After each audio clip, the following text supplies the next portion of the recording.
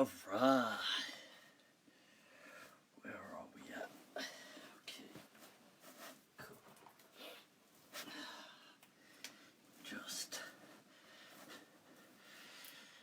I take it this is live and unrestricted.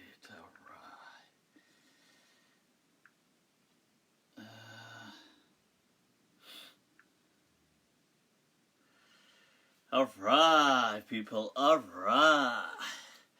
Let me just, un momento.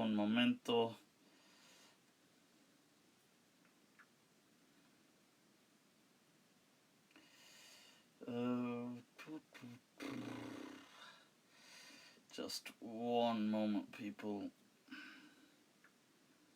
Just trying to...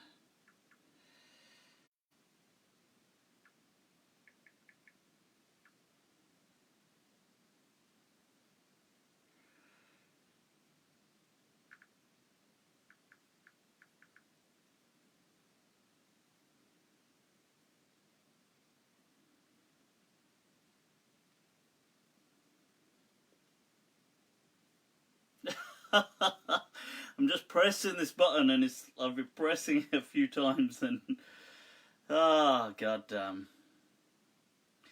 Right.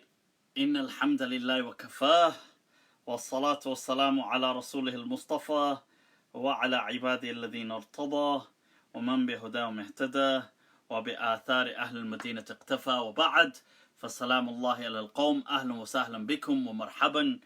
Juan Layth, bienvenidos a todos. Bakhair Raghale, Khushamadid, and Swagatam, people, Swagatam. Ahlan wa sahlan bikum. It's been a little while. I've taken a little break. Thought I'd put people at some ease. So,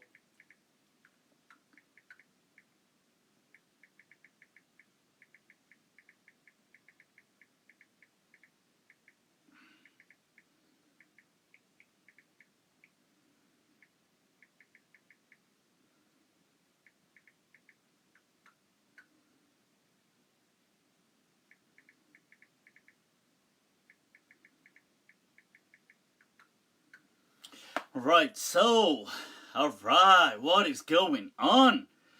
When are you doing some more drop-ins at the Ark? I will be doing that soon, inshallah. Let me just put this on silent. That's better.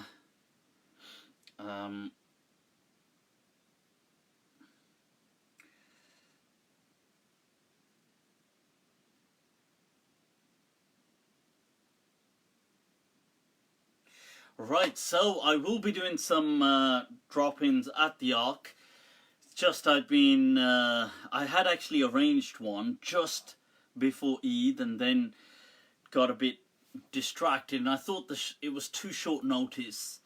So then I just thought, what the hell, let people enjoy their Eid afterwards.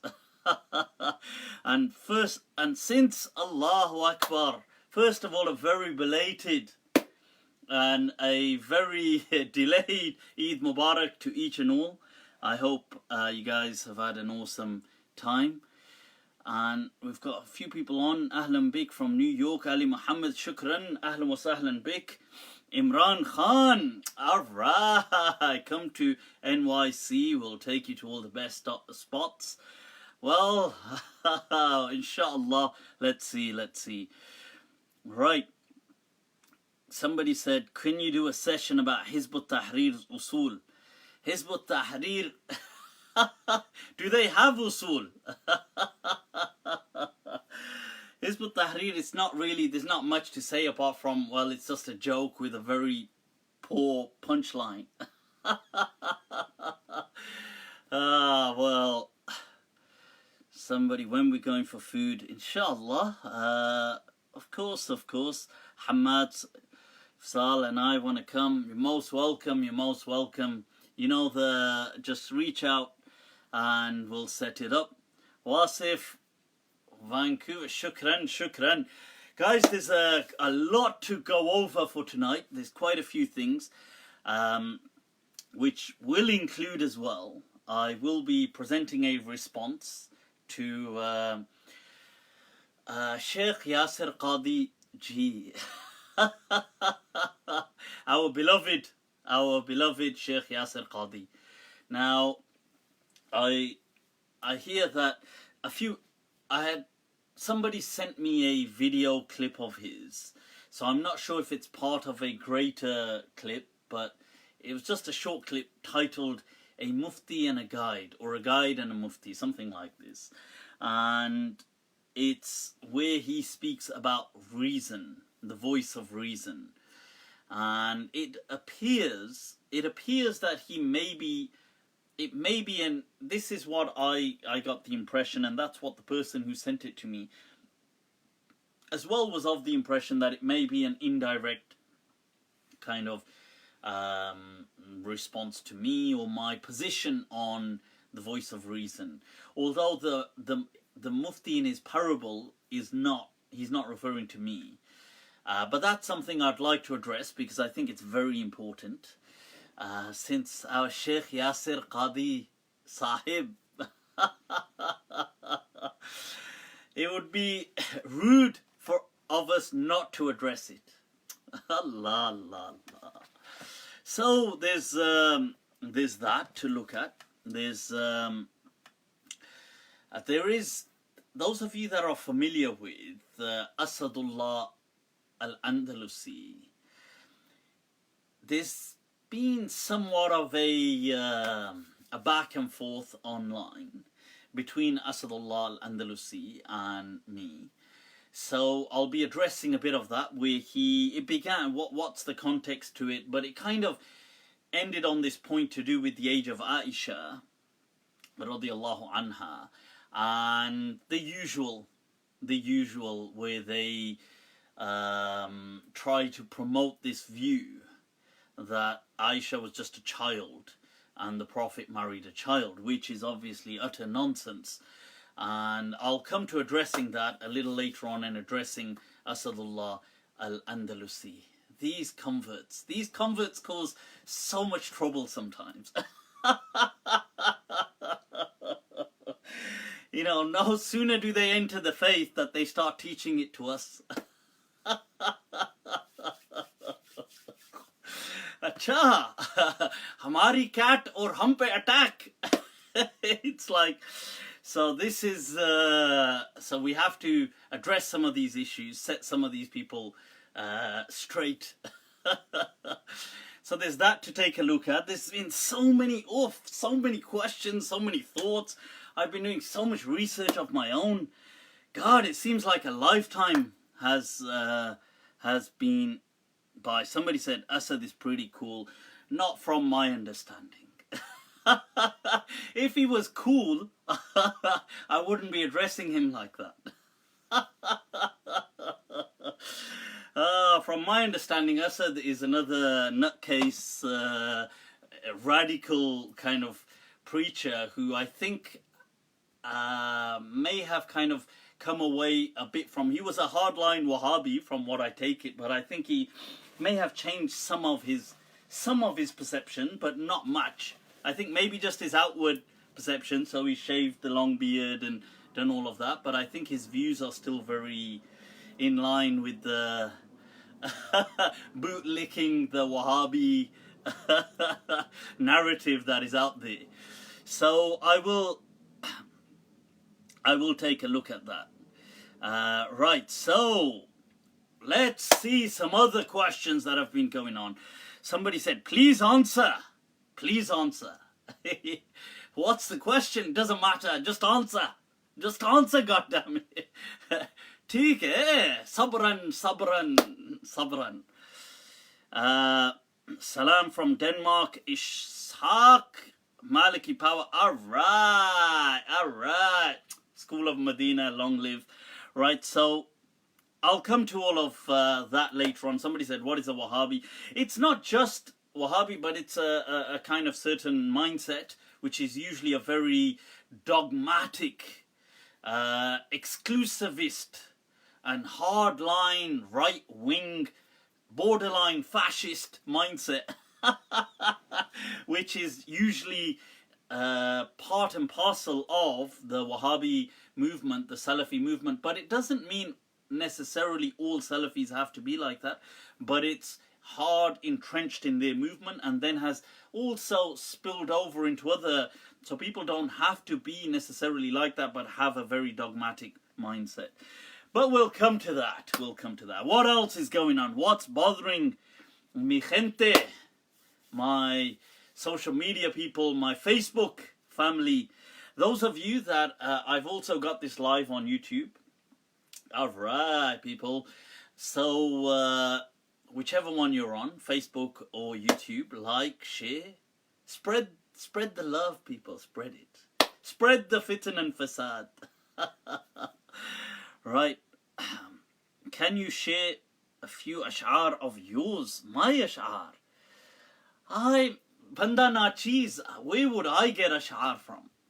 I just simply do naqal of the great, the great people who've been asked to recite something. When Ghalib said, "Kuch to padhiye ke log kehte hain, aaj Ghalib ghazal sarana hua." Allah, Allah. He says that you read something, otherwise people will say today Ghalib, he didn't, he never read anything, yaar. One of my heroes, Ghalib.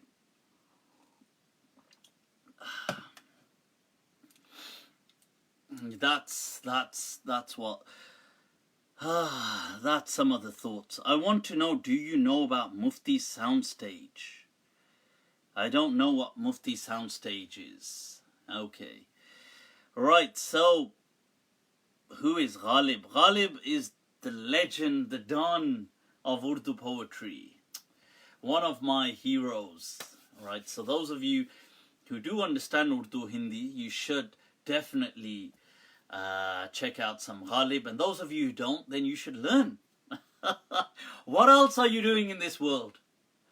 Learn some poetry, people. Awais Hazan is still asking, do you know about Mufti Soundstage? Abe yaar, I don't know what Mufti Soundstage is.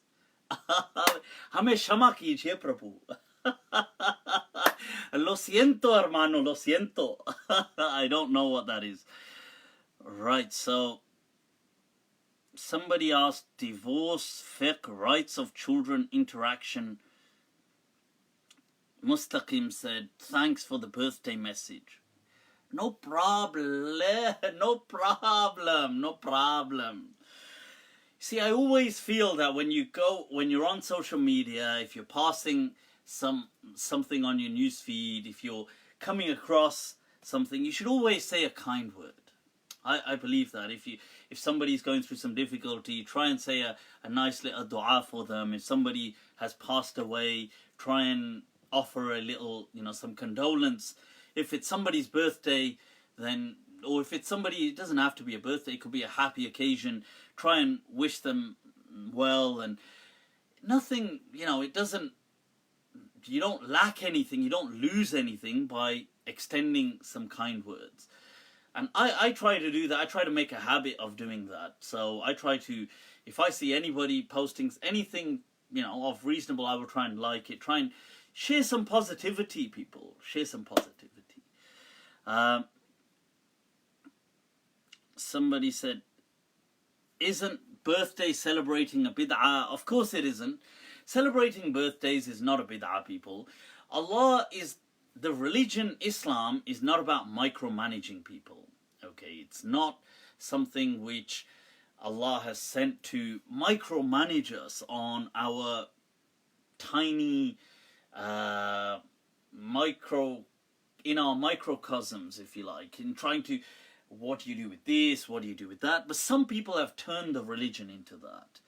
Islam has immense freedoms. Okay, it just lets you be. Right, let's questions kind of tied up here. First of all, let's discuss some things I'd been asked. Right, politics.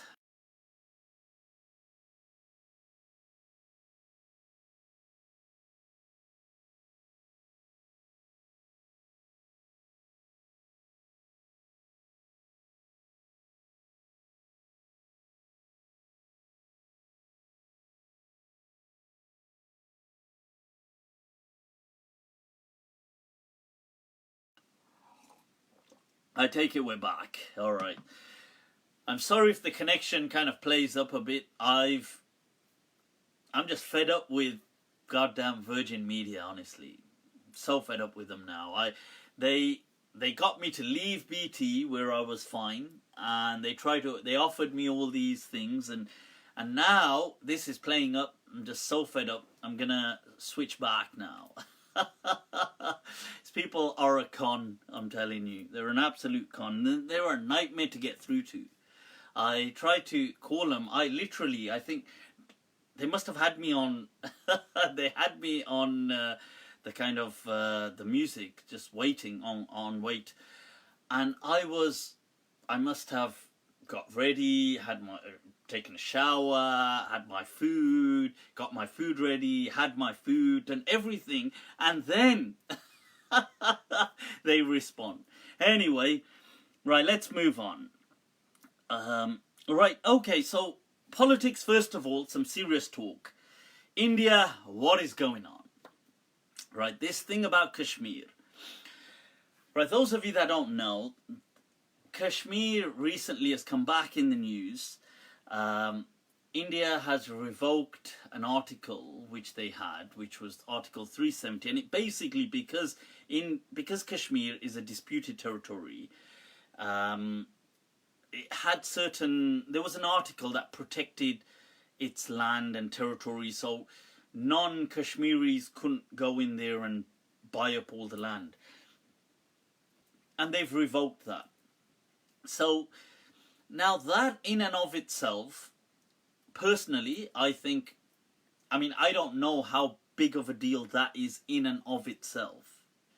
One could argue that that's a national issue to do with the politics of a country, and other people shouldn't really get a say. And I could, to some extent, agree with that. I could see that, look, a country, a sovereign state, has its own rights, and people have always been... Because the politics behind why they're doing this is to degentrify, to kind of dilute the population of Kashmir. So they want to kind of move people in, forced settlements. I mean, not forced, but open it up so people will buy it up, and they'll kind of dilute the population within a few generations. Now, to some extent, that has been going on throughout human history, throughout the world. So that in and of itself, I'm sure is problematic, but to what scale can be argued by people. But the greater issue is that, you see, it's not just that. It's the oppression that is being carried out, the atrocities. So when they announced this, the Indian government, they dispatched another, I think, 38,000 soldiers to the existing, I think, 100,000 at least soldiers they have that are stationed within, within Jammu Kashmir, so the Indian occupied Kashmir, and the whole place is just a living hell. So in the last few weeks, they've completely cut off all communication, cut off power sources, electric, whatever kind of media outlets that you have. I believe that they've even disengaged all phone networks and things like this. They've stopped supplies being brought in. They've stopped people from allowing them to leave. It's just been, from what I hear, an absolute nightmare for the people that are living there. Sorry, somebody said it's not 100k, it's over 700k, 700,000 troops they have there. That may well be the case. I apologize if I understated that. But it's a highly, highly militarized zone. It is not, natural isn't even the word. It's a living hellhole in what is a perceptible paradise on earth. And, because when you get that many soldiers, and then you have this rhetoric that these people are different, they're a different race, they're a different faith, you have this narrative, or they're the enemy, us versus them. And then there's obviously targeting going on, targeting the young men, which naturally those people will get angry. and then in retaliation they will just kill them, or they will imprison them, or mutilate them, or blind them, and things like this. And with women, they'll usually just harass the women, rape the women, kill the women, molest them. I mean, these kind of things have become, unfortunately, a norm. That's how tragic the situation is in Kashmir. And I know Pakistan, it's kind of gone back and forth, some of the things. I don't know what a possible solution could be, because, you know, now it is being brought to more, I mean, it's, the attention in front of the international community has become heightened, and more people are taking a certain interest in Kashmir. I do hope that, you know, may Allah grant them ease. I would hope that at least if India could allow, and Pakistan, at least a certain part of both Kashmirs to kind of merge and become an independent state, that would be, I think, the best possible outcome. But Pakistan would have to withdraw from some of Kashmir, and they would have to withdraw from a certain amount of Kashmir, and just allow those people to be. I think that would be the best possible kind of outcome. You know, may Allah grant these people ease, because suffering, it's, I don't know, you're lost for words. I'll be honest, you're kind of lost for words, because you see all this and you think, well, you just, because you're helpless. It's just a tragedy, honestly. So I wanted to share some words on that. And then India as a whole, there's, it's being plunged into this far right fanatic state of mind. I don't really understand why people are going that way, but there seems to be this sentiment around the world in a few different countries, like in America, the rise of Trump and the far right, and you're getting that in certain countries. I mean, certain countries like even Germany, and, you know, there was, I mean, even across some parts of Europe, this rise of the far right. We're seeing that, or we've seen it in the UK with Brexit. And in India, it seems to have just really plunged itself into an abyss, because there seems to be all this propaganda that Muslims are taking over. I mean, Muslims are not taking over India. I mean, that's just ridiculous. Muslims have always been a part and parcel of India. They've probably constituted maybe 20% of India, maybe 25%, but that's it. And there seems to be this fear-mongering that, oh my God, they marry 4 or 5 wives and they just keep producing children and children. And I've seen these kind of politicians saying, these Indian politicians, that in 20 years Muslims will become the majority in India, and they're going to take over, and this is going to become another Muslim country. This is going to become Syria, Yemen, this is going to become Iraq. And all this kind of scaremongering has been really, it's taken a lot of the Indian public, and I think India it's a shame, because it's just becoming ruined. I saw some videos which I wish I didn't see, honestly. I saw some on being shared, some viral clips. The torture and just the bullying, the oppression, the attacking Muslims in just random places, like on a bus, on a train, on the street. Just random people just happen to, you know, that maybe they could tell that this person was a Muslim, just beating him up, beating up the people, accusing them of eating beef, attacking them. And I saw this one clip that I just could not see. I just stopped it. I just turned away. There was a horrific clip where they had this Muslim and they cut off his tongue. And, you know, it said on there that they made him eat it afterwards. And I mean, I didn't watch when I saw, I didn't know what it was first, and when I saw it, and I saw these people doing it, really, it traumatized me just seeing that. And I couldn't, like, where has this hate come from? How do you, I don't know, sink so low with such raw emotions to find this kind of hatred. I mean, wow, honestly, it hurts you to see this, to just know that this is going on. And I swear, seriously, by Allah, if, regardless of the people being Muslim, if they were Hindu that was happening to, it would hurt me just as much, regardless of them being Muslim. Obviously, the fact that they're being targeted just for simply being Muslim is obviously that strikes a chord with me because I'm Muslim. But this is on a human level, I'm saying.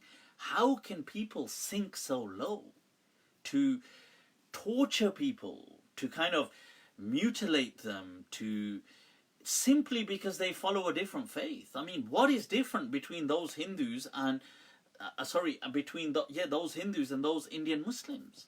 Seriously, ethnically, what is different? They're the same people. You know, they're not a migrant community that have moved in. These are those people.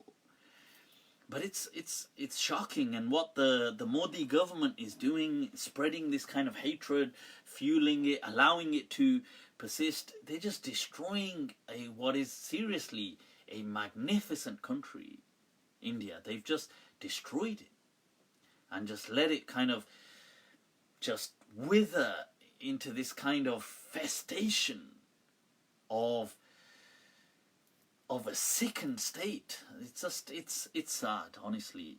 I know some people said, look, it's been happening since 1947, and I think, but recently there seems to be this kind of rise in this negative sentiment. And ya salam, may Allah make things easy. Seriously, I just don't get where this hatred comes from. Where people, I get the fact that you get annoyed with people, I get the fact that and that happens with everybody, but this much hatred, I just, it's sad, honestly, and it's sad for the people who carry this hatred.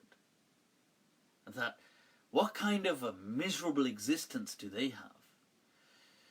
But yeah, may Allah, grant ease to each and all. Ameen. Right.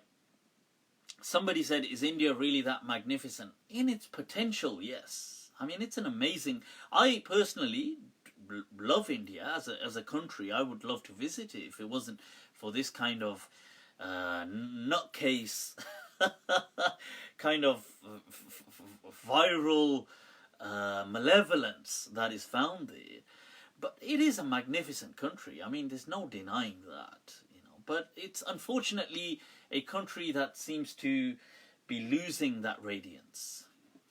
But yes, so somebody said, what do you think of the Battle of India? That's actually a very good point. Thank you for Sayyid Mia for reminding me. People, I want to say something. Look, this Ghazwatul Hind. Ghazwatul Hind is inauthentic.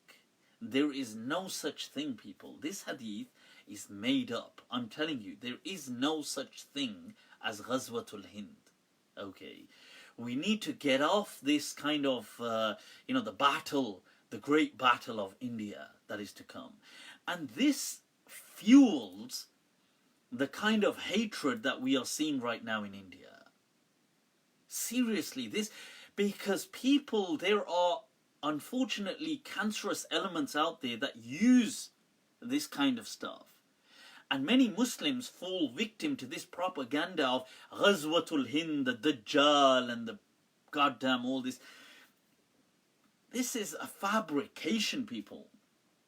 These hadiths were fabricated during the time of Bani Umayyah, of the Umayyad dynasty, when they expanded into India. The Prophet never spoke of India. Behave. I mean, just think about it. People impose so many things on the Prophet. It's ridiculous that if the Prophet was to speak of India, he was to speak of a war with India. I mean, what is wrong with people? And seriously, this is like even, this whole TV series that you've got, very popular, Sacred Games.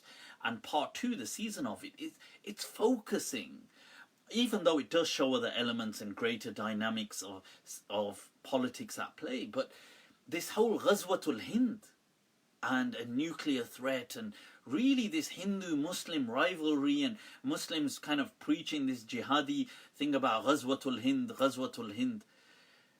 This is a fabricated hadith, people. There is no such Ghazwa to happen.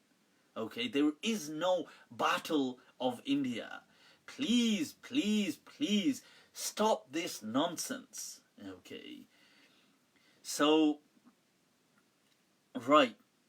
So I hope that so I'm really grateful for somebody for reminding me of that point. But I mean, there are many good, I don't want to just sound, because somebody had asked me, look, do you really believe the country is magnificent? I don't want to sound like there's no good elements in India. There are many positive people who aren't Muslim, and they are great human beings. There was a story of just recently, I believe last week, there was a Sikh by the name of, I think his name was Harminder Singh, who really went out of his way to help. I think he helped something like 30 odd Kashmiri girls who were trapped in a particular thing to safety, and potentially risking his own life. You get many stories, and you'll get many activists who will condemn all these atrocities. So I don't want to get it twisted in saying that, look, there's many great people who do speak up for the voice of justice. And, God bless them. That's what I'd say. What if Ghazwatul Hind is real and it happens? Get a life. Ghazwatul Hind is... The only way these things are going to happen is what people keep... It's a self-fulfilling prophecy. You keep pushing it, and then you trigger the people so much, and then you get this. What you're having right now. Fear-mongering, and then people will just turn in on the Muslims, and they will just massacre them.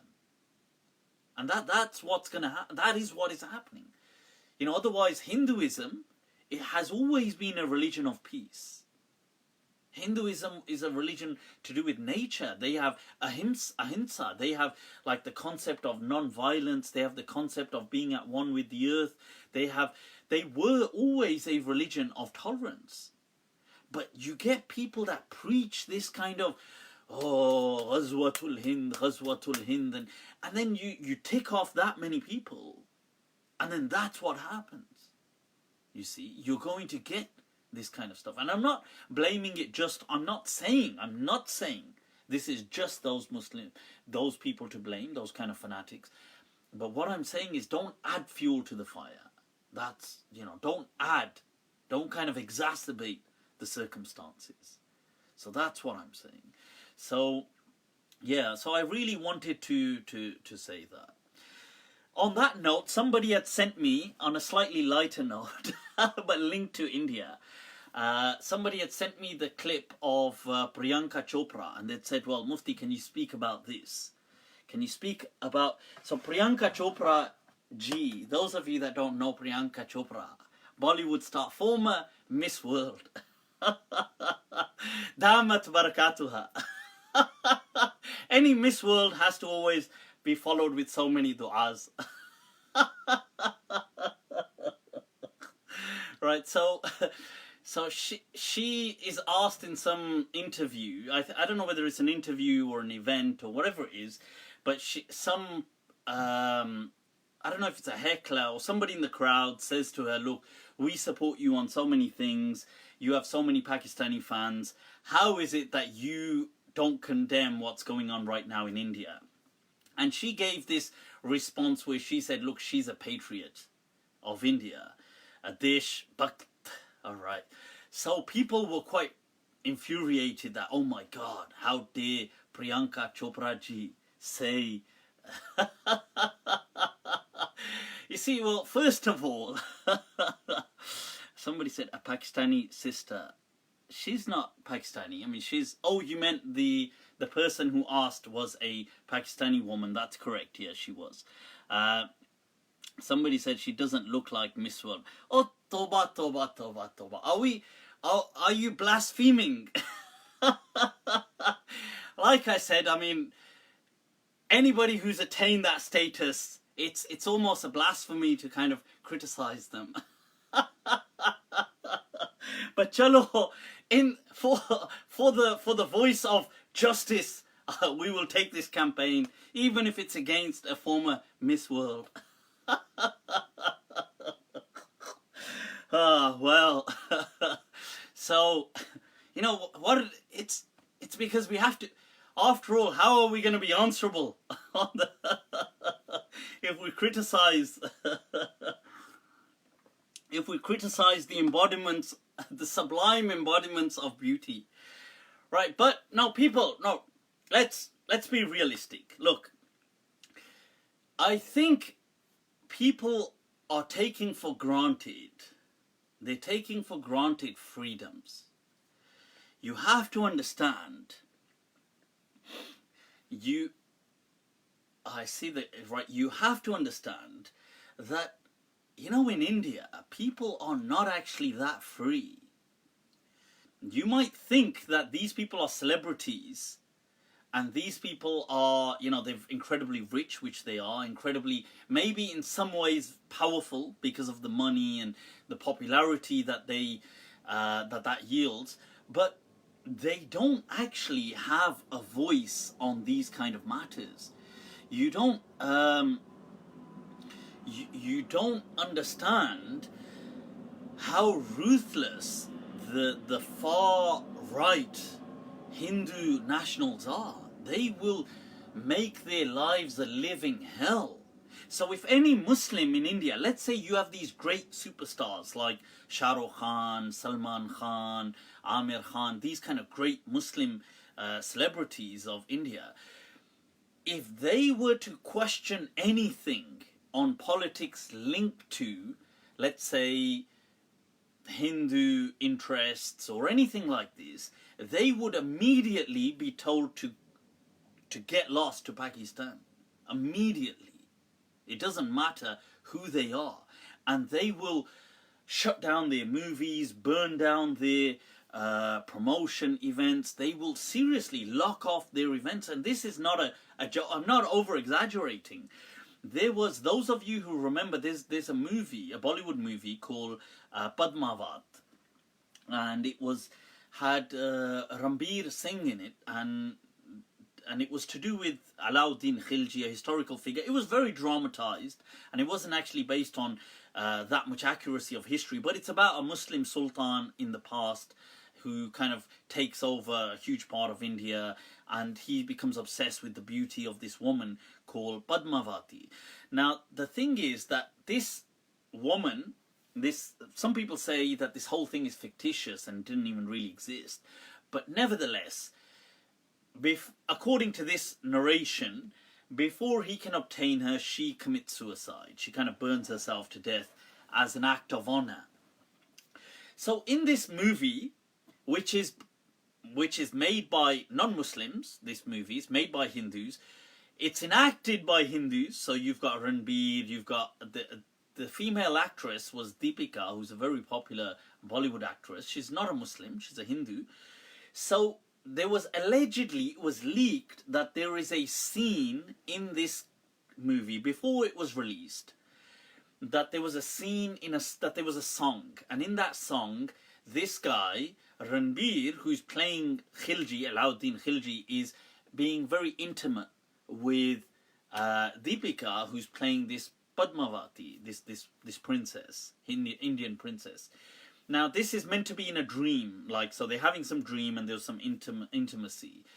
Now, nobody's seen this because this was never released, but a rumor was leaked. Now, not only did the right-wing Indian movements ban this movie, they blocked it from being released, they burnt down the kind of cinema promotions and things like this. They actually put a price on Deepika, this actress. They put a price on her head. I don't know how many 100,000, whatever, will be given as a reward to anybody who brings her head. I mean, what the hell? She, like, first of all, I don't know whether this scene existed in this movie, but even if it did, it's a movie for God's sake. And she's just the actress. But they said that how dare you play an Indian princess who kind of becomes intimate with this Muslim sultan of the past, that we want your head. That's how crazy some of these people are. So she actually was living in, I think, immense fear for something like about a year. Then they had to edit that movie. They had to change the title of the movie, and then they got it released a year later. So I think when people say things like Priyanka Chopra or these people, why are they not critical? The truth is, neither would you be, neither would I be. You know, if you lived in India, you don't have a voice when it comes to politics. You can just speak about good things, but you can't really criticize anything. It's become a bit of a kind of totalitarian state, unfortunately. So Frody Frobbery said she can have my head in replace. I'm not so sure your head on Deepika would look just as good. Right, so that's some of these things. So I mean, freedoms are something we take for granted, actually, especially in this part of the world. And it just goes to show what an amazing gift it is to be able to speak your mind. Allah, may God preserve our rights of freedom. Ameen, ameen. Right, those of you just tuning in, click like, click share, people. Spread the love, get this out there. Right, what else is going on, people? What else? What questions are we dealing with? What's, let me just bring this up.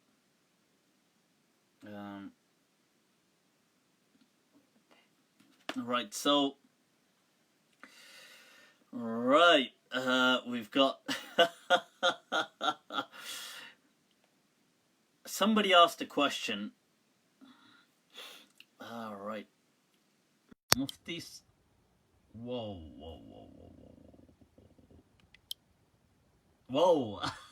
Sorry, people. I was trying to read and I flipped the screen. Luckily, there were only books behind the screen.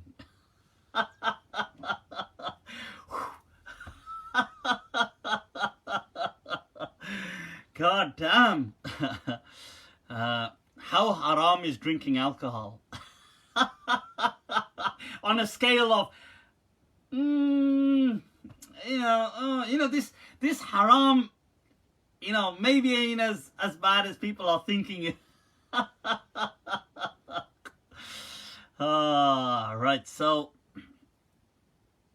we've got Omar Bilal Hassam, ahlan wa sahlan, marhaban bik.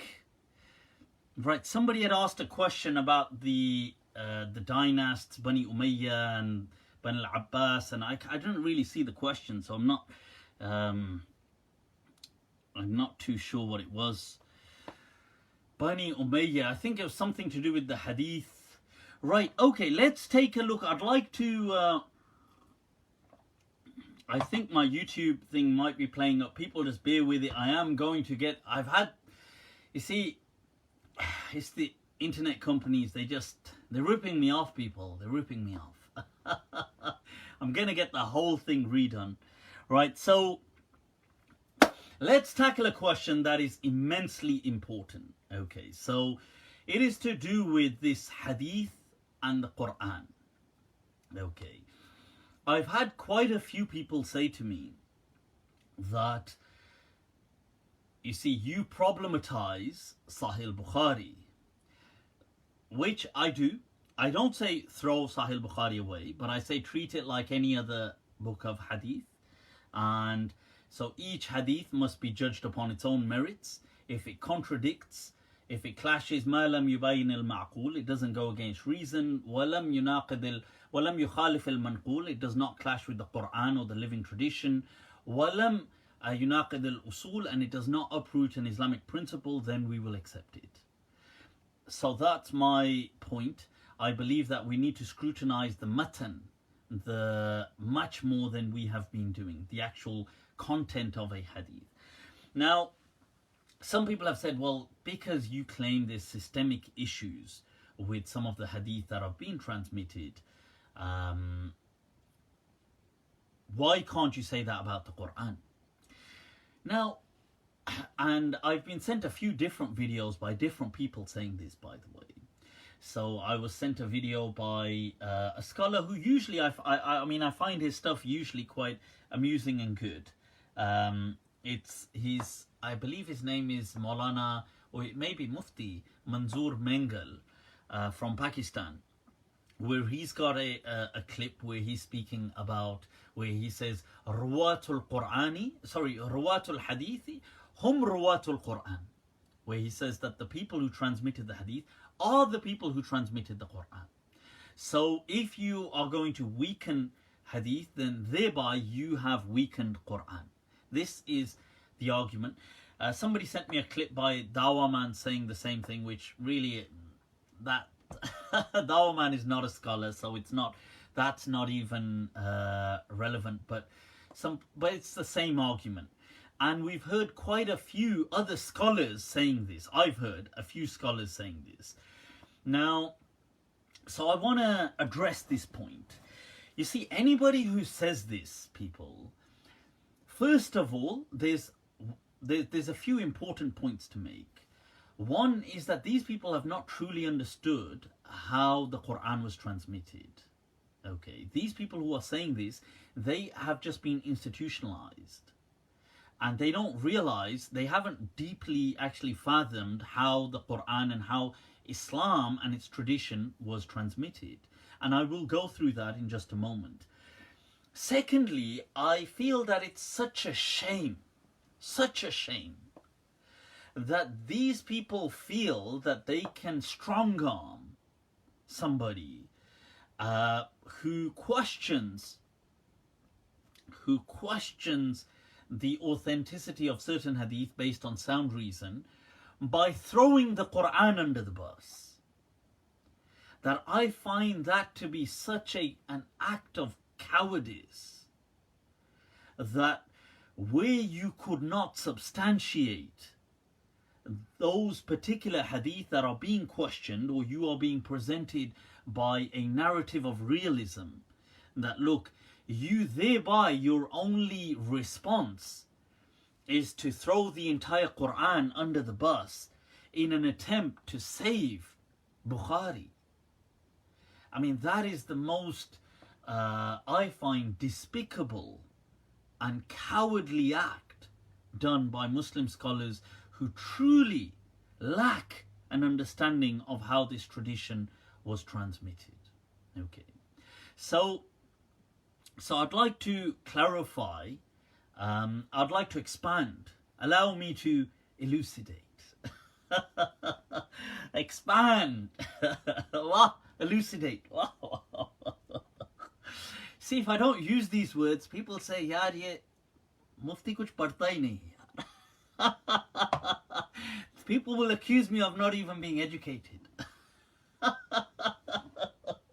So one must resort to an expansive reply. So, right, so, okay, so let's take a look at how was the Quran transmitted. How was the Quran transmitted? So people, Islam, when the Prophet lived amongst people and the companions after him, there was a living tradition of Islam. If we can call that a living tradition, okay, living tradition is what people will just teach. Parents will teach their children. It will just become a kind of folk practice.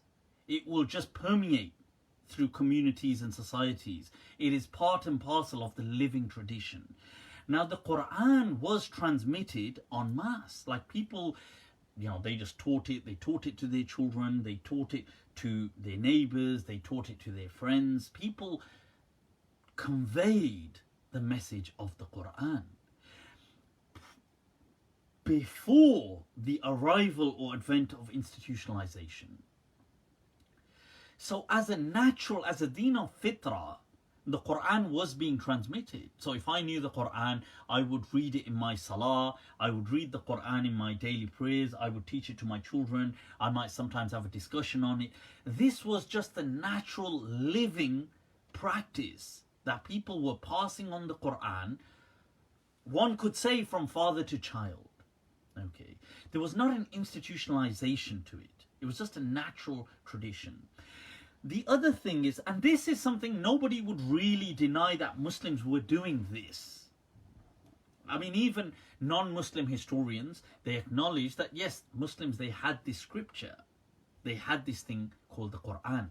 Secondly, the Quran by its nature, ontologically, by its essence, okay, is a Quran. It's a recitation. It's a recital of something. It's not prose. It's not something like, here's a book, right? It's not a book like you just read, like I'm just reading this book. It was a recitation, which meant it had a rhythmic essence to it. So people would recite, and we know that the Quran was preserved by memory. So people would recite the Quran, they would read it in their salah, they would read it during Ramadan, in Taraweeh. It was being conveyed, it was just being taught. And this is how it permeates through the communities. It was just part and parcel of the living tradition of Islam. Now we have to pause that there. Pause. Pause it, people, pause it. Now we're going to come to this question of people who corrupt a message. Right? So when people decide to interpolate, when people decide to add, to fabricate, to manufacture a message, there may be many motivations behind this, many motivations. Amongst them, for example, they could be good, they could be beneficent, believe it or not. They could be kind of like kind-hearted motivation. So people think, I know, I'm going to invent a teaching.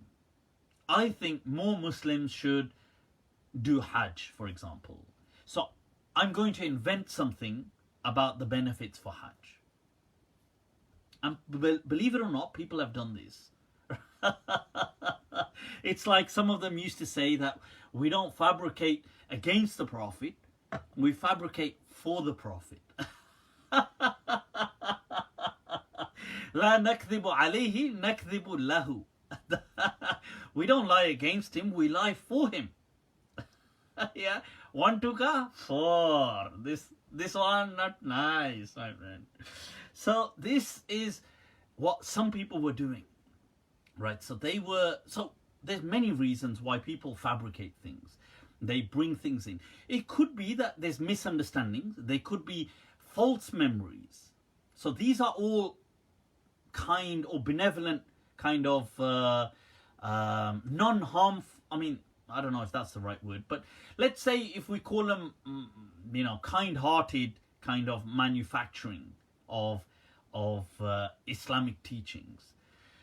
It could be because people have got a good intention. It could be because it's a false memory. A person actually thinks, oh yeah, wasn't this also part of the teaching? And he gets it wrong. That could be. Then there could be negative, like malignant kind of intentions, bad intentions, where people they want to corrupt a faith. They want to kind of mess it up for people. Or they want people, so that could be one reason, they want to corrupt the faith. They want to, or that they have a personal vested interest. So somebody wants to, they sell vegetables, to buy their vegetables. So they start saying, do you know that Islam encourages eating vegetables? Now that's, believe it or not, actually happened as well. You had somebody who fabricated a hadith to do with Badinjan. Badinjan is what we call in Urdu Bengan.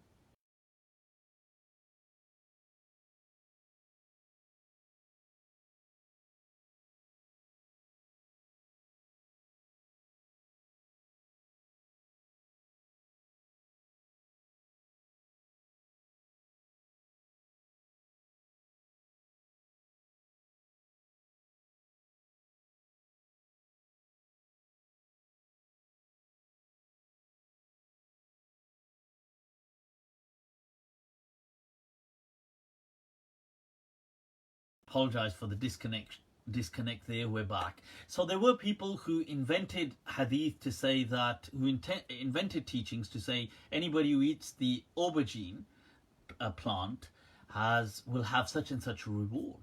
You know, the bingen. The merits of the bingen. But this is, so sometimes there's a vested interest, sometimes there's political interests. So people sectarian. So there's a lot of teachings that were fabricated to create an uprising against the state, against the Umayyad dynasty, for example, which a lot of the Shia people did. And hence they really pushed the whole messianic vision that there will be a Messiah that will come and a Mahdi will come and all these things. And then there were a lot of teachings fabricated to consolidate the state. So the Umayyad dynasty came up with a lot of rulings that would help them. Like when they wanted to take over India, it's very convenient that all of a sudden there's a hadith that the Prophet said, oh, the great battle of India. So these things were just teachings of convenience. So there's a lot of reasons why people fabricate something. So now this is important that we clarified that. Now let's just pause that for a moment. Let's come back to the working board here, people. What is the problem, I ask you, what is the problem, or the challenge is a better word, with trying to push your false teachings into the Quran? What do you think would be the problem? If you were a person, pretend you were a person who is intentionally, because if we take the worst case scenario first, we can deal with the other cases by extension easily. So those people who are intentionally premeditating an attempt to corrupt the faith, they want to mess up the teachings of Islam. What would be your challenges if you were trying to add verses into the Quran? You know very well that would not fly. It would be so difficult. Why? Number of reasons. One, the Quran is so widespread. People are reciting it all the time. So if I wanted to, I don't know, say, add a ruling into the Quran, I have to match the entire context of the Quran. So let's say I wanted to invent some hadith to support the state of Bani Umayyah, the Umayyad dynasty. Now, I can't just add a verse of the Quran saying, hey, and there will be a great dynasty called Bani Umayyah. Because the Quran, it's not its style to speak like that. So this becomes very difficult. The other thing is the Quran does not often delve into tiny issues. It seems to have a very universal approach. It's speaking about things universally. And fabricating a universal is very meaningless. Like, you know, if I want to fabricate a universal ruling. The problem is so many people read the Quran in different parts of the world. All these people read it. It's part and parcel of the tradition. I have to then make sure this thing matches the exact style. It matches the context. It doesn't go against the overall message of the Quran. So some people did try this with the satanic verses. And it flopped. Why did it flop? Because it clashed with the overall message, and people spotted it as a contradiction. And so the return on investment here is very little. It's not worth trying to corrupt the Quran in that, you know, with that in mind, because you're not going to get much back out of it. Okay. This, however, is not the same with hadith. The hadith don't have a context. The hadith were not being taught from father to child. They were not part of this living tradition unless, you know, maybe a one-off story may have been, but hadith weren't. Hadith start to get documented almost 100 years after the Prophet. By that time, many false hadith are in circulation. For me to make up a hadith, all I have to say is, the Prophet said, whosoever doesn't watch Monday Nights with Mufti has lost out on a great big fortune, for example. That's it. Trying to add that in the Quran is impossible. Next to impossible. Why? Because one, the Quran doesn't talk about things like this in general, so people will spot it. Two, I have to match the rhythm, the nazm, the flow of the Quran. I have to choose a particular surah to add it into. Then people are all reciting that surah in different parts of the world. It wouldn't really fly. So this is why people did not corrupt the Quran in that way. It wasn't a project that they could see a return on investment in. So when people say, but if you problematize hadith, then you by default problematize the Quran. No, you don't at all. The Quran was never transmitted through a sole transmitter. It was just taught en masse. That's it. Now, yes, when the hadith culture takes off, the hadith project becomes so powerful that it pours into many other aspects of Muslim tradition. So the way in hadith you have a chain. So this chain and everything started to get documented over 100 years after the Prophet. So when hadith were first documented in the time of Umar ibn Abdul Aziz, the chains weren't being documented. But then within a decade or two after him, people started to document the chains. And then they started to say, well, that person, we're not so sure if he's reliable, or that person and that person. And they did a great job of trying to scrutinize the chains. But it's not infallible. Okay, so it's still susceptible to error. It's prone to error. It still does have some mistakes. That's why whenever a hadith clashes with the Quran or clashes with the principles of Islam, we abandon that hadith, because there's no way it could have clashed with this. Now, later on, this hadith project becomes so fashionable that people start to have chains in everything. You see, it becomes the thing. It's not like, it's like I give you an example. You know, Snapchat, for example, had stories which were so, the stories that you have, the 24-hour stories, which are still there, became so fashionable that all other social media outlets started to adopt stories. You know, your Facebook Messenger has a story, Instagram has a story, bloody everything. You know, Microsoft Excel would probably have a story. So everybody just takes up something that starts to really take off. Now, in a similar way, once the Hadith project became a dominating project, which it did, you see everybody, even if you're learning Arabic grammar, which has got nothing, think about it, what has Arabic grammar got to do with the chain of transmission? But all of a sudden, they too now have chains of transmission. Oh, I took this from my teacher, who took it from Farra, who took it from Kasai, who took it from... I mean, it's nothing to do with, you know, who cares, it's grammar. But no, we're going to have a chain of transmission in it. Oh, where did you learn this from? I learned it from here. Where did you learn this poetry from? I took it from him, who took it from him, who took it from this Imam Shafi'i's poem. So this chain of transmission, isnad, just as a superfluous event, not as something carrying actual meaning, as a trend, it trickles into all other sciences, which were just normal teaching, normal thing, and some were part of the living tradition. So fiqh, for example, people say, well, if you don't have hadith, how do you know how to pray? Because it was part of the living tradition. See, the living tradition predates the documentation of fiqh. It was just what the parents taught their children. And it was part and parcel of the Muslim community. So this fiqh now, all of a sudden, people start to have a chain in it. Oh, where did you get it from? I got it from him, who got it from him. Oh, wow, I like this chain.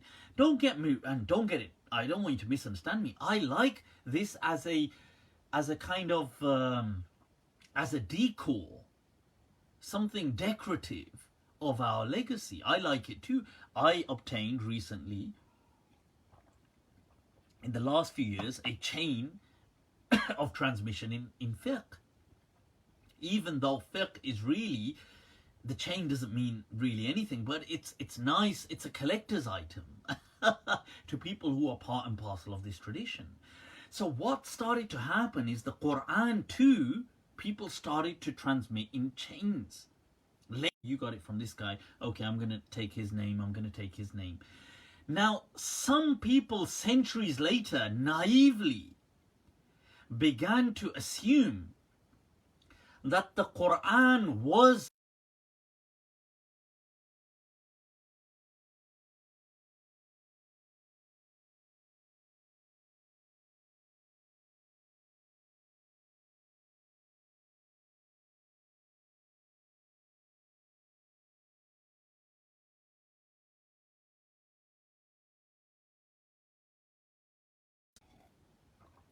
to kind of right.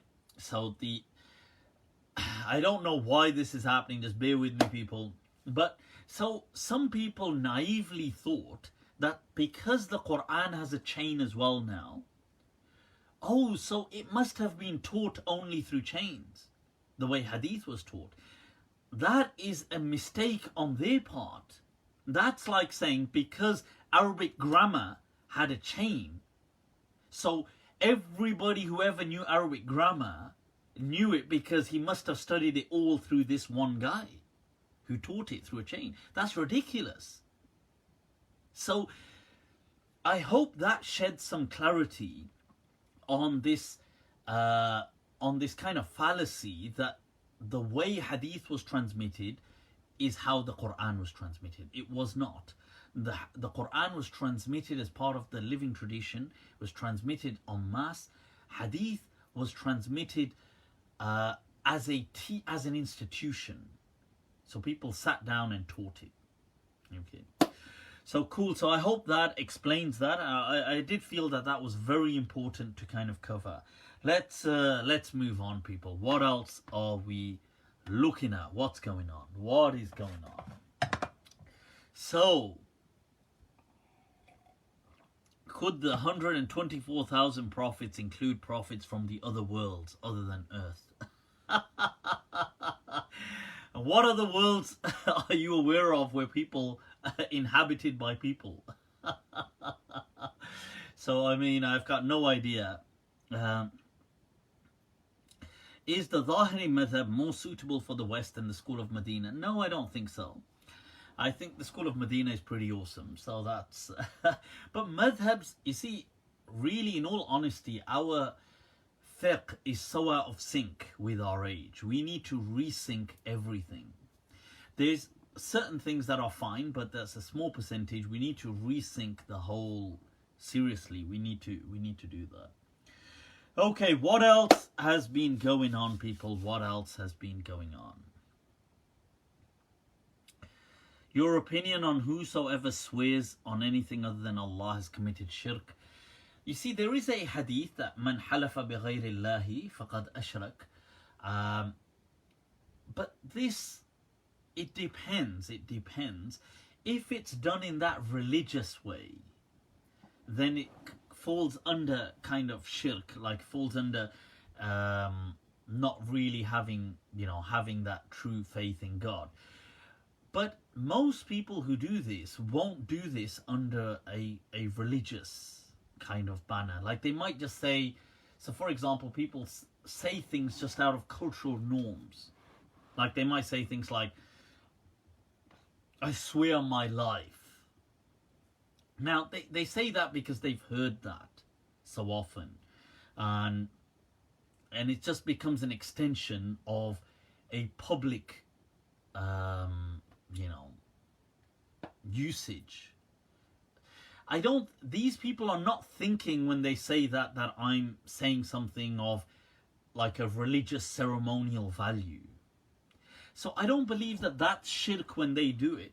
Although I wouldn't, encourage that kind of culture of this kind of I swear on my, like people say, I swear on my, I don't know, if their parents have passed away, for example, I swear on my parents' grave, and I swear on this, and I swear on that. I don't like that kind of culture. I find it a very medieval kind of way of thinking, and I discourage it. And it's not, and that's my understanding of its status within Islam. It's not seen as a good thing, but I don't think it's shirk the way people do it. Yes, if somebody felt that, you know, this is a religious act now, I'm taking a holy oath, and my oath, instead of on God, will be, I don't know, on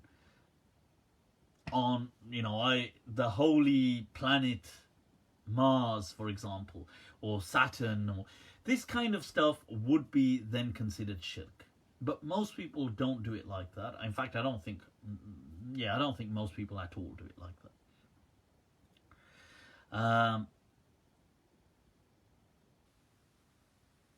Right, so, okay, right, let's take some other questions, people. What else is going on? I see the YouTube connection seems to be wavering. I don't know what's going on today, people. I do not know. I've just had it up to here with this internet company. Right, so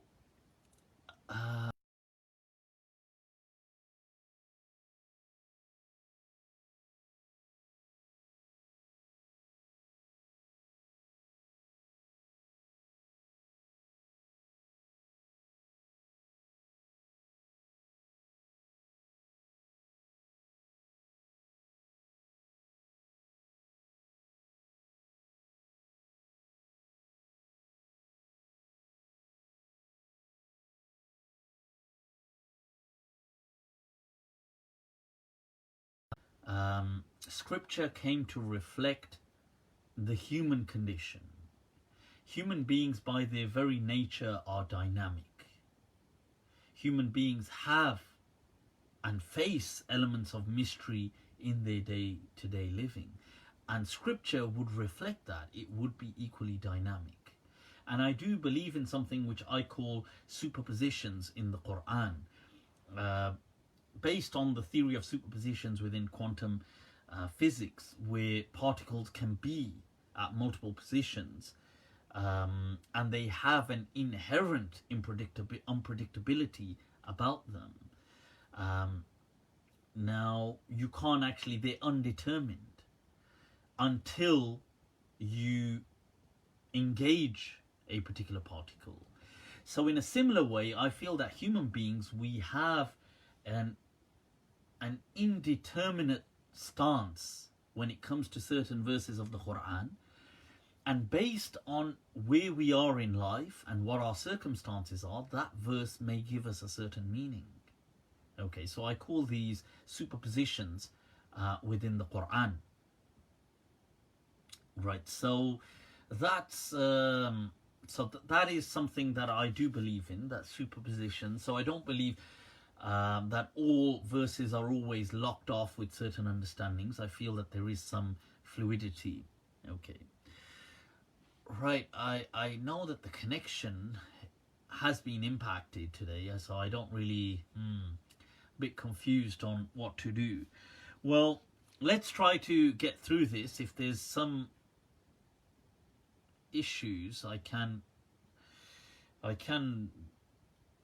disconnect it and start it again, but I'm hoping you guys right, let me just send a message to I take it you guys can still see me and things like that. Right, serious question. There are some Quran followers and they have very strong arguments that Allah pro hadithers video working. Right, is it working? I think it's working now, because I saw that it just rapidly kind of declined, the whole Facebook thing, so I wasn't really sure if it was working. So I'll tell you what, let's try to bring some of the important things in today, because I know it's, for some reason, I think the viewing is being impacted. Right, so let's let's take a look, people, at this issue as presented by Sheikh Yasir Al-Qadi. Right. Right, sorry, I'm just going to send a message that can this be seen properly? I just need to...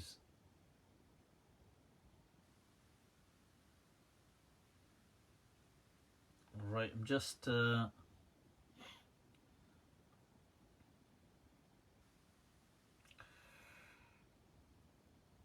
Okay, so, cool. Alright, so... Right, so...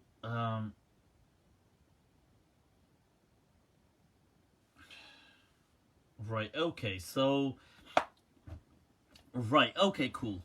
Let's take a look at Sheikh Yasir Al-Qadi's parable. People, the parable.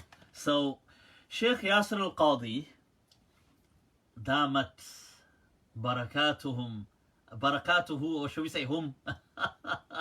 Al-Aliya Al-Qadi's barakat. Right, so what's happened, people, is Sheikh Yasir Al-Qadi has kind of, in one of his lectures, he's given a parable on why we can't trust reason. And he calls this parable a guide and a mufti. And in his parable, he's trying to exemplify, he's trying to illustrate that you can only use reason to find God. But once you've found God, reason must be suspended.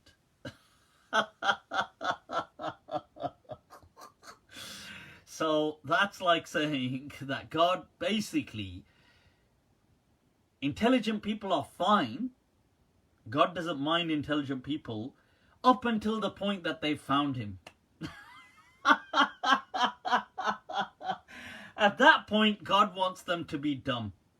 Right, so God, basically, the following of God must be a dumbed down following. You can't be not a very intelligent. You know, you can be intelligent, but just not very intelligent. Just in case you find a mistake. Now tell me, do these people lack confidence in God? You know, I don't get this. Like, we used to have when I was studying in Dawra Hadith, there was one of our teachers, and they would be so insecure if the students had books with commentaries in front of them. So I remember one of the teachers, he saw this student who I used to have books with commentaries in front of me. That's just because they were the books I bought. So I bought, let's say if we're going to study Sahih al-Bukhari, I would have brought it with a commentary, or Sahih Muslim, I would have bought it with Qadi Iyad's commentary.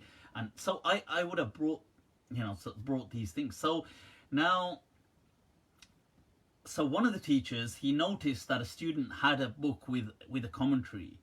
And so he said to him, whilst he's reading, he wasn't a kid, he says to the guy, he says, "Acha," he says, "Ghalti aayegi na to bata dena."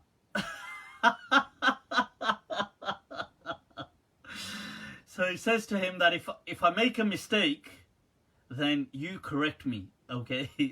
But he said it in a very sarcastic manner. He wasn't being, he was trying to say to him that why on earth have you got a commentary? It must only be to catch my mistakes out. So if I go wrong, just correct me. That's what he was trying to say. And so this approach is that we can use reason, but only to help us find God. Once we found God, then being too smart, this one not nice. No. यार ये तो बहुत ही अक्लमंद है. It's like the angels will think, yaar, what are we going to do with this one? is too clever. It's going to catch out all the mistakes.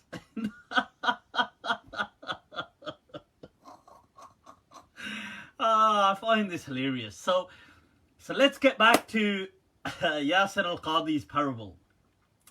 So Yasir al-Qadi's parable is that a man turns up to a new town, a new city where he is a stranger. He there finds the most reliable guide that could show him around the town. Now, he asks this guide, who is utterly reliable, he asks him that, I want you to take me to the most learned, the most wise, the most accomplished scholar that you have in this city. Take me to him. Take me to him, to this Mufti. So, where else would they go? Obviously, to Mufti Abu Layth. No, that's not part of Yasir Qadi's parable. So this guide, who's utterly reliable, takes this stranger to to this Mufti, who is the most learned, most accomplished, most talented, most intelligent scholar there is in this entire city. Once he takes him there, this scholar starts to give answers to this person's questions. But when he begins answering, the guide then tells this person, don't listen to this Mufti. He's actually messed up. He's making mistakes. So this stranger then says to this guide, but you told me he was the most learned. So now that you've brought me to him, your job is done, my friend. My friend, these are not nice. So this is the parable, the great parable given to us by Sheikh Yasir al-Qadi. The guide being our aql and the Mufti being God. So our aql has led us to God, but now that it's led us to God, we must, stand back and not listen to this voice of reason ever again, if it questions anything to do with God.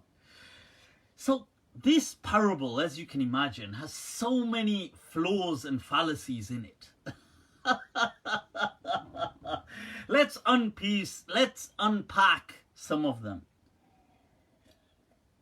So, look, first of all, and what Sheikh Yasir al-Qadi will play on here, there is a great con at play in these arguments, people. Because Sheikh Yasir al-Qadi is not the only person to say that you shouldn't be relying on the voice of reason. But there is a great con at play, and let me explain this con to you. This con, since Sheikh Yasir al-Qadi, he is a subcontinental scholar from the Indian subcontinent. In the Indian subcontinent, there was a great con man once, known as Natwarlal. So Natwarlal was such a great con man, people, that he sold so many things, con people, within India. He sold the gate, the gate of India. He sold at one point, he sold the House of Parliament with the parliamentarians in it. So all great con artists or anything have been called after him, especially in that part of the world, Natwarlal. Okay. And the great con of Natwarlal has like 3 steps to it, people. 3 steps, this one, 3 steps, Step one, people. Step one is the claim, the da'wah. Okay. They have to make this claim, which seems like woo. Step 2 is they will provide you a narrative which will distract you Allah. And with that distraction, step 3, the con comes through. So what's happening here, Sheikh Yasir Qadi is also maybe unbeknownst to him, maybe subconsciously, he's not doing it with intention, obviously, we love Qadi ji, Yasir Qadi Saab, but he's also doing the Natwarlal con. Hi Yasir Qadi. Right, so what it is they will allude, people like Sheikh Yasir Qadi or the others, to elements that have some truth in it. So they will say things like, but there are many things. See, there are many things that are sometimes unfathomable, mysteries. And that's true, there are some mysteries that, appear unfathomable or that appear very elusive, and that is true, and they will refer to them. Consciousness, dark energy, the unknowables, or certain things that are, I'm not saying consciousness is definitely unknowable, but certain things. Look in the Quran, there's huruf al-muqatta'at, alif, lam, mim. What does that mean? Nobody knows. And whilst they are spinning this story of the unknowables, they then smuggle through their so-called miracles. That which is actually meant to be scientific and knowable, they smuggle them through as well. And this is the great con. The Natwarlal con is taking place, people, is at play. So it's very important, if we just unpack this example, you see, it's not, first of all, God is not like a Mufti in this parable. Okay, God is connecting with his creatures, with his creation. Okay, and it's not about the unknowables. We're talking about things that God has asked you to do. He's asked you to siru fil ardi fanduru. Look, that Allah says that traverse, go through the earth and look. Fanduru kayfa bada Allah. How did Allah begin creation? Walk through the earth and discover. That's the verse of the Quran. Allah could have said, well, it was like this. But he tells you to, that, do they not look at creation, how the camel was made, how this happened, how Allah brings life, how this, how that, how plants emerge, how, the barren earth comes back to life. Do they not ponder over creation? So nature is meant to be from the fathomable. So when you're saying, you're addressing certain aspects that might be mystical, that might be unknowable, you can't smuggle in the knowable. This one, not nice, my friend. See, this is part of the con at play. So that would be like, you see, that would be like, in that sense, if you right, sorry, I was just seeing a message over here. Right, so imagine a person, if you gave the example, a parable of something that is known, like let's say arithmetic. Now you go to a teacher who's an excellent teacher, but he's making mistakes in arithmetic, not in something unknown, in a different science. You would say, well, actually, that's a mistake. Because you have your sound reason. It does not make the concept, it does not make this thing, or make this person infallible.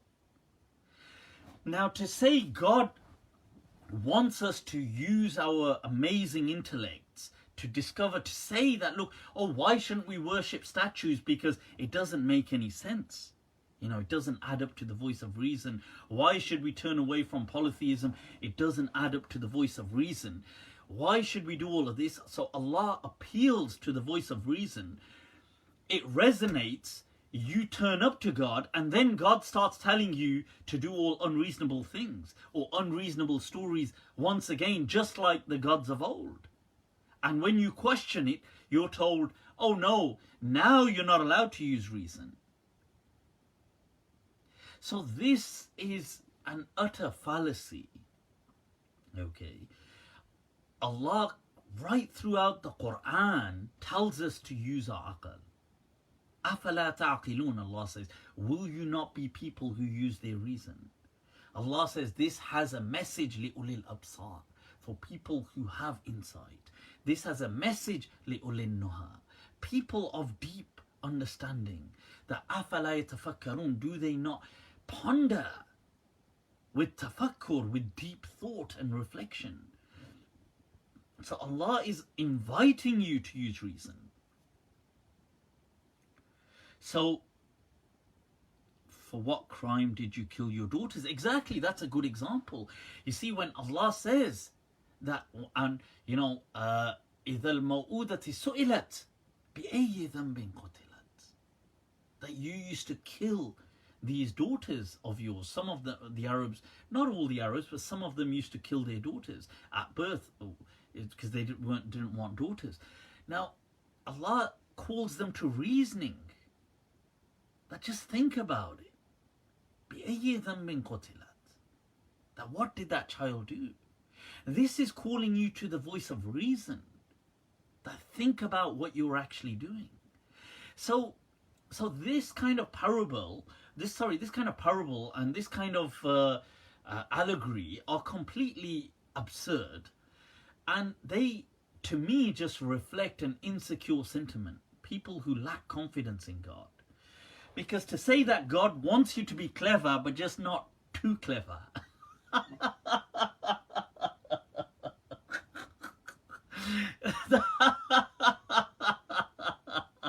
That's the craziest, thing I've heard. That just reflects an insecure God. That just means you haven't truly discovered God. Maybe you've stumbled upon a statue. A false God.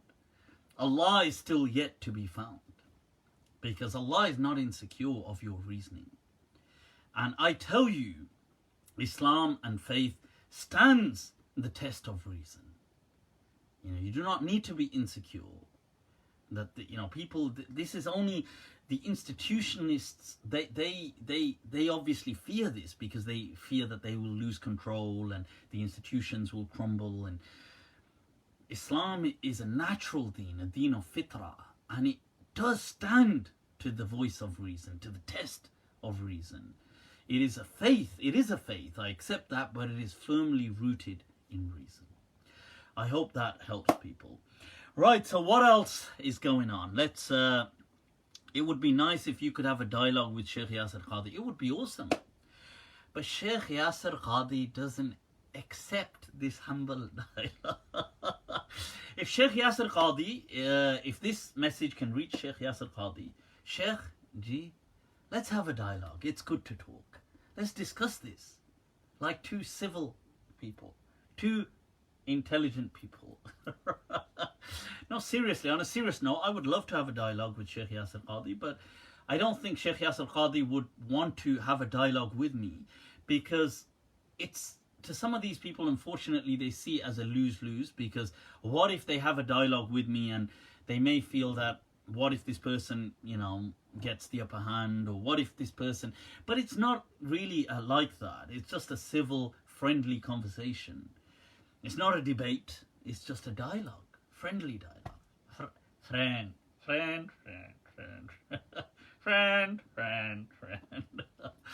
Right, so what is going on, people? Right, so what is going on? Let's tackle some other questions. What do we have going on?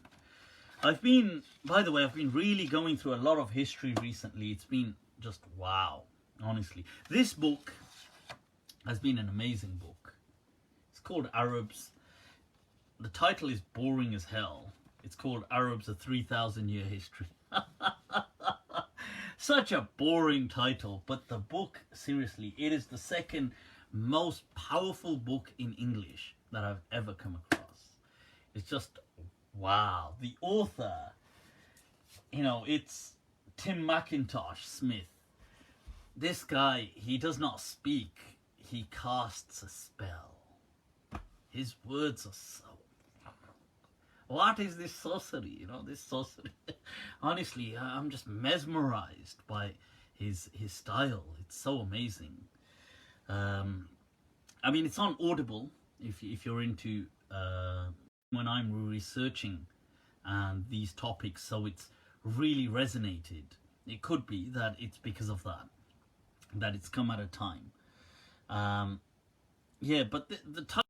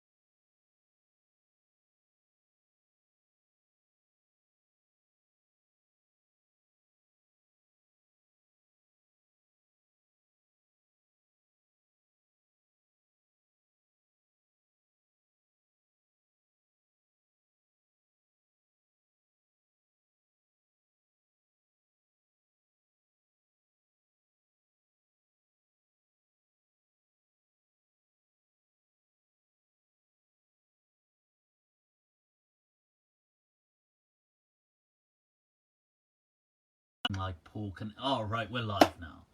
Okay, so... All right. Yep. Sorry about that, people. This is supposed to be 200 megs I'm on. What a joke. What a joke. Huh? Just the tyranny of the institutions, people. The tyranny of capitalism. Right, so let's take... What were we taking a look at? Right. Any interesting questions? Any interesting thoughts? What is bothering the people? What is on your minds? Let me just take some of these questions. I don't know, man. This is meant to be 200 meg. It's a joke. Honestly, it's a joke. I'm gonna seriously...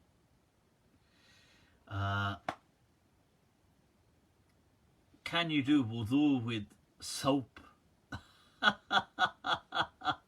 Can you do wudu with soap? Just use water, goddammit. Don't stress too much. Right, and were the earliest Arabs black? Arabs, they were Arabs, I guess, but they would have been... Arabs were from really like the Middle East. That's where they emerged from. So they wouldn't have been black in that sense, if that's what you mean by black. If you mean skin tone, I don't think they would have generally, but maybe some of them would have been darker than others. I don't know. But the interesting thing is, what does it mean to be Arab? That's an interesting topic that is actually discussed in this book as well.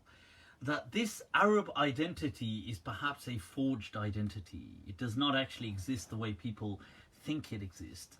That Arabs really are simply Arabophones. That people who speak this language called Arabic. And that's an interesting discussion in and of itself. Really, that this Arabic language is truly a conquering language. It has conquered the hearts and minds of its friends and foes. Seriously. It has, it has taken over and it's subsumed people into it. That they then become or assume that they are also Arabic, if you like. But it's an amazing discussion in and of itself. Right. Somebody says, was Arabia dark skin? I don't think personally it was dark skin like that. I don't think so. That's my understanding. But I mean, the Arabs, in essence, it appears that they were people who emerged around the Middle East. Around what may have been the Levant region today. So maybe that was the origin of, if we can say they have an origin. But it seems to be that people who disperse from there and have some loose connection genetically, they have some, like they share certain haplogroups from in terms of genes. They dispersed. They lived mainly in the Middle East, and then they migrated to the Arabian Peninsula. They did not emerge from the Arabian Peninsula.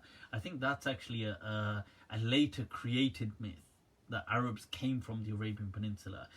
And I think that the southern Arabs, the Yemenis, in essence may not have been Arab. They may have been kind of related to the Middle Eastern Levant Arabs and these people, but there was a project to Arabicize everybody and bring them. And so this whole thing of Qahtan, I think was made up by people, and it subsumed the southern tribes, the ancient South Arabian tribes of Himyar, and the Christian and Jewish tribes that existed there. It was mainly Christian kingdoms from way before Islam, way before, hundreds and hundreds of years before Islam. And like, so you would have had the Queen of Sheba, Saba, the Saba'in, and the dam of what they say of the Marib dam, which is mentioned, referred to, alluded to in the Quran. Those people, I don't think that they were Arabs in the way we understand Arabs today, but later on they were kind of brought into this identity that you too are Arabs, and they kind of just got absorbed into it. So that's my I think that, and I think this whole Adnan thing was made up as well to kind of rival Qahtan. And there's a whole broad discussion about it if you look into it. But yeah, so if that makes much sense. Cool. What else is going on, people? What's your opinion on dating? Ali Muhammad. Good to see somebody watching this has got his mind in the right place. Dating, he's like, Ali Muhammad's like, yeah, what's going on about dating?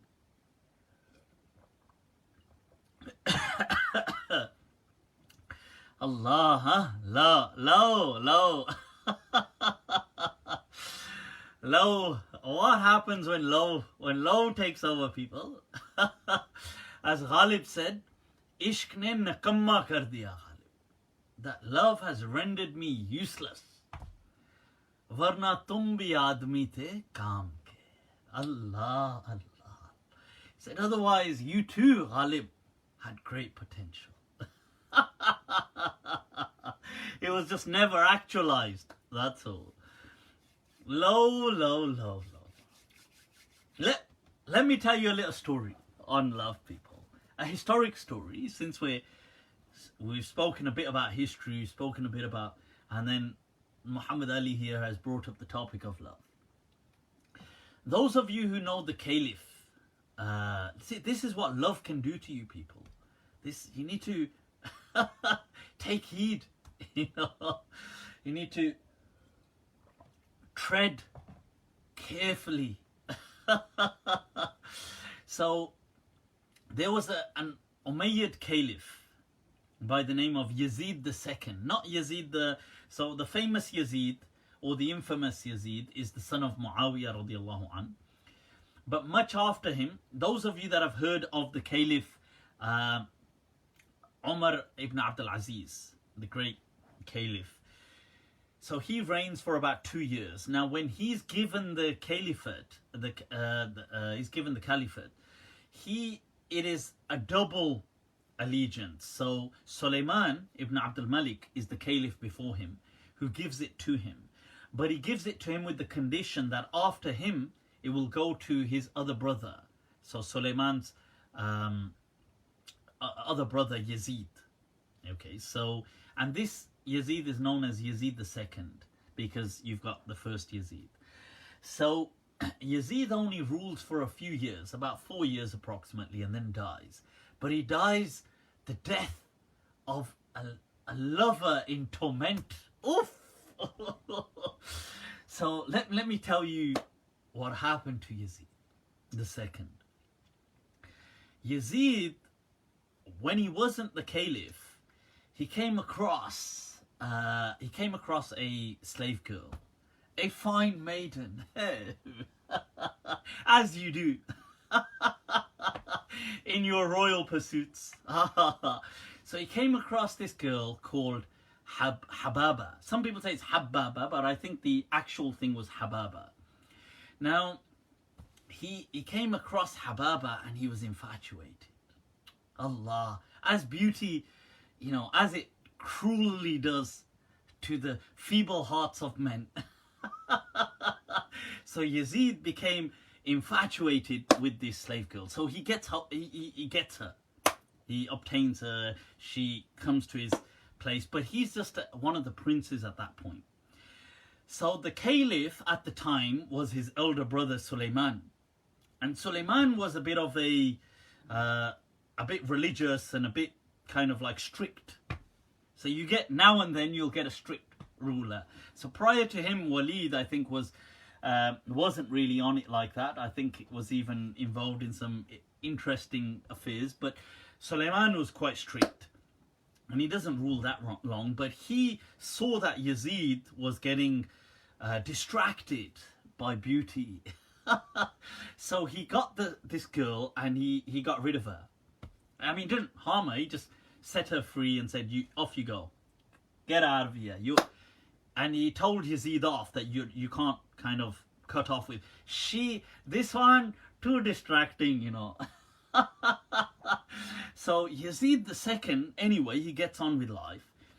Now, as events turn out, as time unfolds, he becomes the caliph after Umar ibn Abdul Aziz. And things are going smooth. And he's got his palaces and he's got life. And he's just chilling. Woof! Life. Living life. He's like, I'm the caliph. He's rocking it. So one day he's asked by somebody, and some stories say it was actually his wife, one of his wives, that asked him that, you have everything in this world. Is there any desire unfulfilled in your heart? God, if only women still ask these questions today. Say, funny you should ask that. I actually wrote a book. It's only 20 volumes long. So she says that, is there any desire that is still unfulfilled? Because you've got it all. Palace, this, that, kingdom. And he says, Hababa. Allah, Allah, Allah, Allah.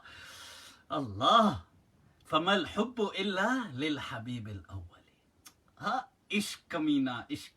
This is you see, so he says, Hababa. So she realizes, okay.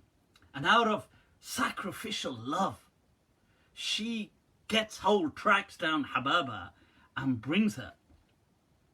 Surprisingly, women, obviously, that would not happen in a 21st century scenario. The 21st century version of that story would have been that, and he was found dead in his bed in the morning. It appeared that he'd slit his own throat. Duh. Right, so this wife of his brings him Hababa. So she says to him at one point, she says, well, she asks him again after a while. She says, I asked you before, is there any desire that you still have? And he says, oh, you asked me this previously and I told you, Hababa. And she says, aha. And from behind the veil emerges the epitome of sublime beauty in the person of Hababa. So Hababa is there. So Yazid II he's flying, he's floating, he's in cloud 9. He's off, he's living it. He can't believe it. Oh my God, he's over the moon. This guy's like, there's all that Bollywood background music has come on. Tujhe dekha. So this guy is having, so he's now in a living paradise. He's with Hababa, he's having the time of his life, he's spending time with her. And then he decides, you know, he's got a palace, like a seclusion palace, where they go off for like, you know, like holidays, brief holidays and things. So he says, I'm going to take Hababa with me to the palace, and we're just going to chill there. We're going to have the time of our life. We're not to be disturbed. Not to be disturbed, people. Do not disturb. Do not disturb. So whilst he's chilling with Hababa in this palace, having the time of his life, it says that he contemplated, that somebody said, that can there ever be a day in a person's life which is total bliss? Can that even happen? And it is said that Yazid II pondered over that and thought, duh, this is total bliss in the arms of Hababa. Hababa ji. So they're chilling and they're eating all these kind of exotic fruits, and they have pomegranates and things like this. Whilst they're doing that, she chokes on a seed. Not a metaphor here. you haramis. On a pomegranate seed. See, this is the kind of crowd I get.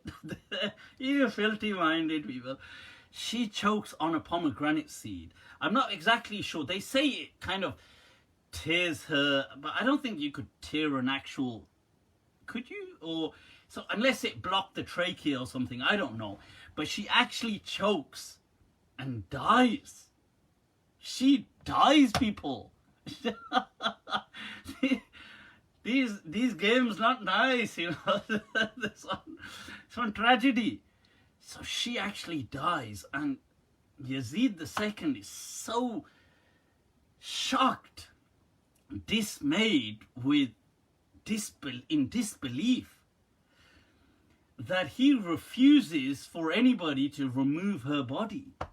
So her body is in the royal chambers, and they say he would just embrace her, hug her, kiss her after her death for days on end, weeks, until the body began to decompose and it had an obscene odor to it and smell, that the other people said to him, you need to get a grip of yourself and you need to let us bury the body.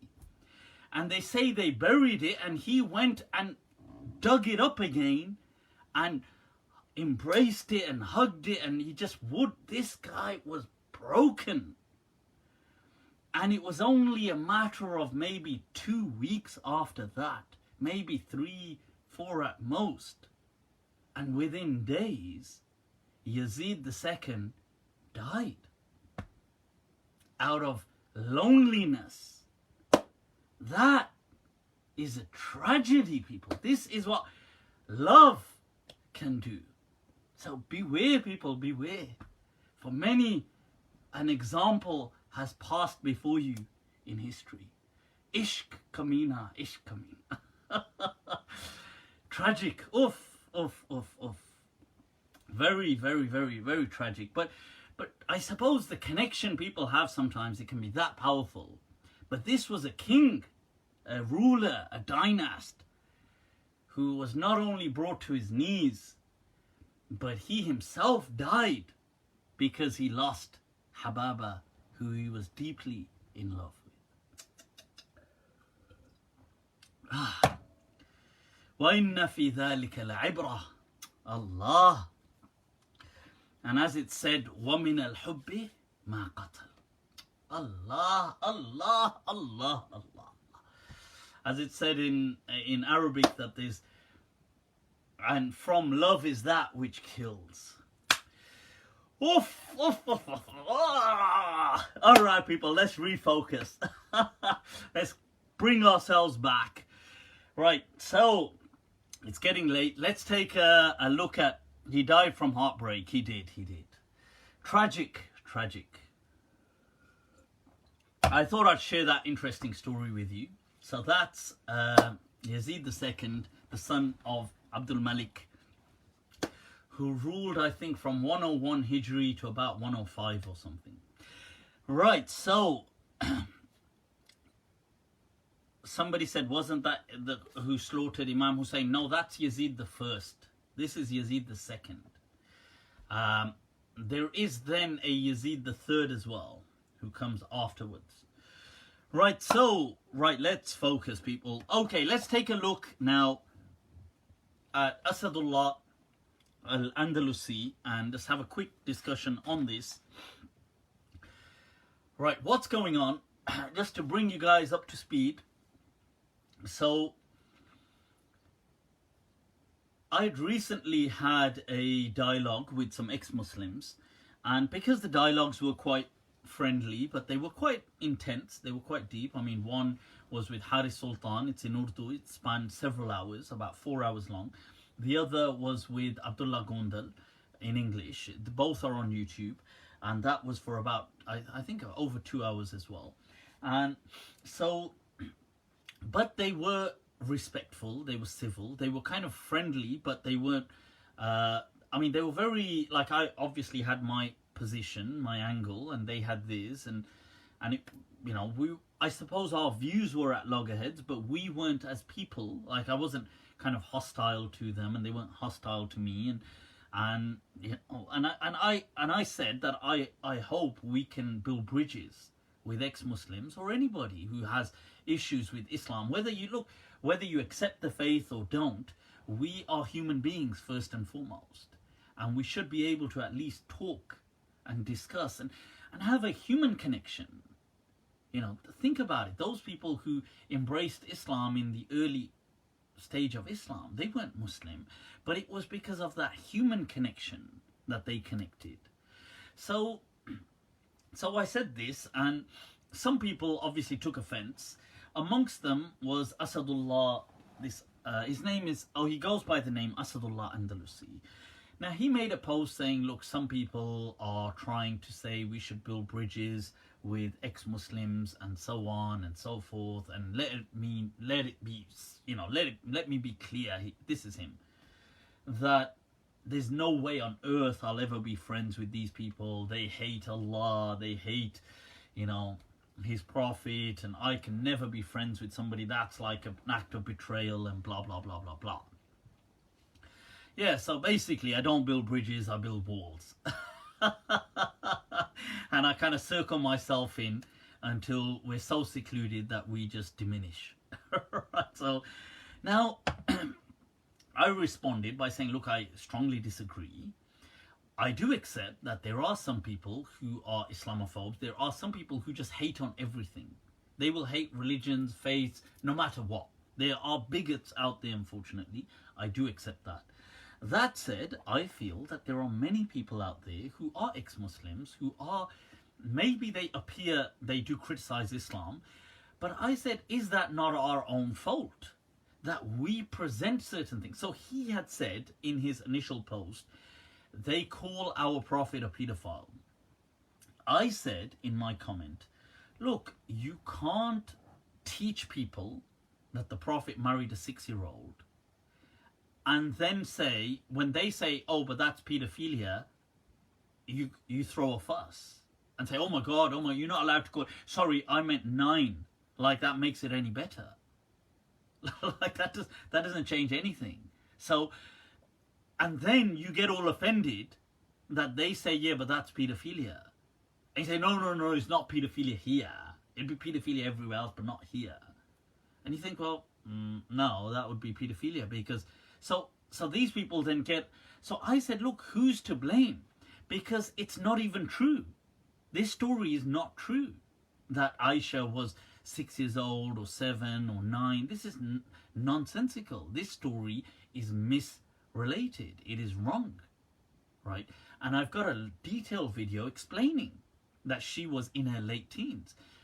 A specific age, we don't know because the Arabs weren't too accurate at documenting ages, but she would have been anything at that time between.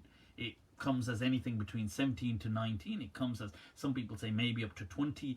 But that's based on all the evidences, based on all the hadith evidences in Bukhari and other things, her being around from a certain time, Aisha being older than her elder sister's age was so much, herself being allowed to go to the battlefield when Ibn Umar, the son of Umar, wasn't allowed and he was 14. So she must have been much older than that. And so all these kind of, there's a lot of, and her saying that, oh, I remember when such a surah was revealed, and it was revealed years before the Hijrah, a Makki surah. She says, I used to be a young girl who could reason and understand things, and I remember that surah. And Jariyah is usually a young girl. Not like, I don't mean young like as a kid. It's usually anything you could say. And this is when that surah was revealed, which was years before the Hijrah even took place. And she speaks about a particular verse. She says, and you might say that at that Jariyah is often anything, let's say between 8 to early teens, or at least 8 to 12. You would have, they would call that a Jariyah at least. Now, if she was that at that stage, then years later when the Hijrah takes place, how old would have she been? The fact that she was already engaged when the proposal came, according to this story, because she was engaged for about 3 years to Jubayr ibn Mut'im. Now, according to this story, she would have been engaged if she was 2 years old or 3. That's ridiculous. And so this whole thing, nevertheless, I said, look, you can't be promoting. It is irresponsible of you to be promoting as a Muslim that the Prophet married a child age 6 and then get all worked up when people call that paedophilia, because you are to blame. First of all, it's false, but why are you promoting this nonsense? So he then responded to me, Asadullah, by saying, real scholarly research shows that you're wrong, that I'm wrong. And Aisha radiallahu anha was just a little girl, was like 6. So I said, Asad ji, I said, look, escúchame, hermano, that if you, when you're saying this, are you simply blind following? Or is this your research as well? Because if this is your research and you're not blind following, then bring me the solid, undisputable chains of hadith that prove this. Bring them to me. I will show you how each and every one of these chains that you bring is massively flawed. It is unacceptable. They have criticism. You're stating this as a fact based on so many problematic narrations. Now you might say, oh, I blind follow. Such and such sheikh said the hadith is okay. Oh, so you're blind following. Fine, if you're blind following, then don't raise your voice. You're just a blind follower. You know, you can continue this kind of advocacy of this ridiculous propaganda pushed by Wahhabis. It's not only pushed by Wahhabis, but mainly by them. And it's pushed also, unfortunately, by some Deobandis and some other people as well who have lost their mind, right? And they think they're doing some kind of service to Imam Bukhari because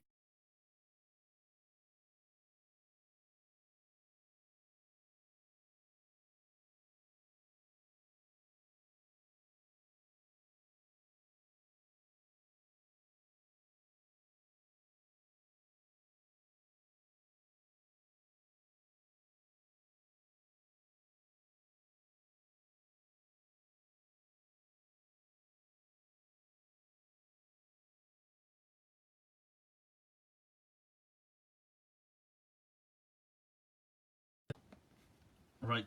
I was just waiting for that to reconnect. So these people feel that just so they can preserve the sanctity of Bukhari, it's okay to throw the honor of the Prophet under the bus.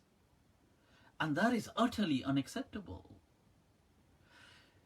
Bring me these goddamn chains that prove that Aisha was. And I want something that cannot be criticized. Which chains can you bring? Which chains can you bring? Based on Hisham, who Imam Malik refused to accept from him? Based on A'mash? I'll tell you who, they don't even know. I'll tell you who they rest on. They rest on A'mash, Hisham. They rest on Zuhri, coming from Ma'mar. They rest on Abu Ishaq al-Sabi'i. All of these are flawed. Major mudallisin. Abu Ishaq al-Sabi'i, A'mash, major mudallisin. They blagged so many riwayat. They used to pretend they heard them. Pretend you heard them. Acha. Let's pretend.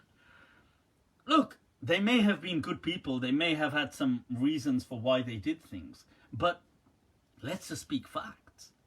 A'mash, Abu Ishaq al-Sabi'i, right? Zuhri.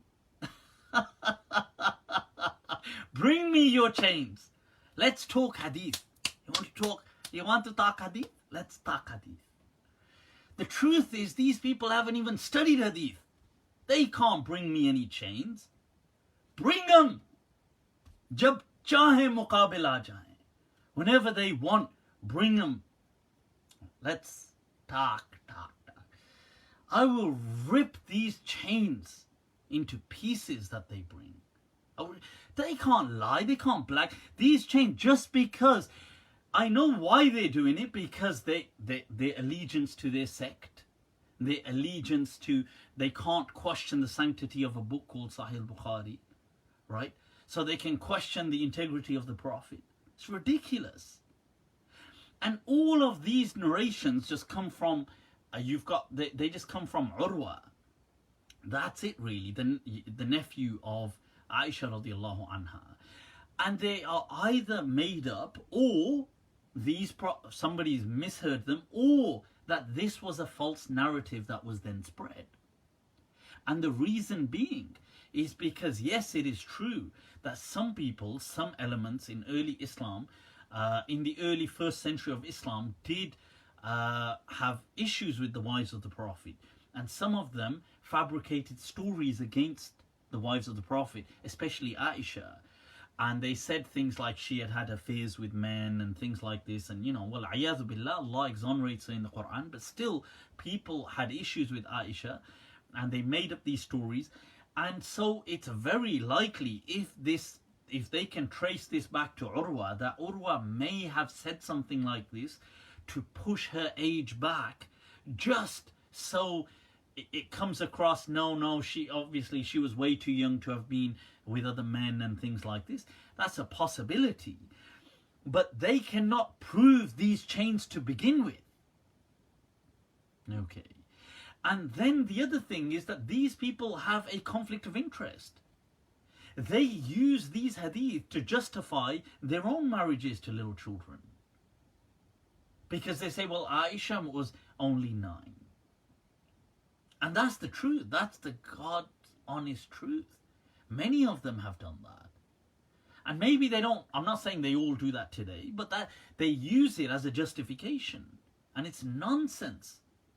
It's nonsense. Utter nonsense. Okay.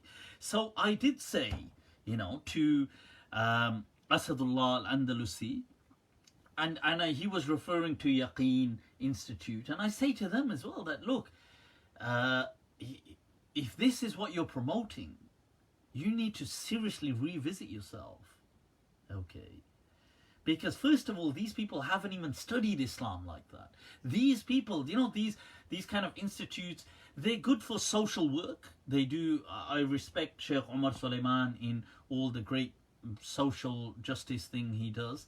He goes out on protests, he leads protests, he rallies the cries of people being discriminated against black people suffering, against Latin American people suffering, the native Americans in their rights, and I applaud that.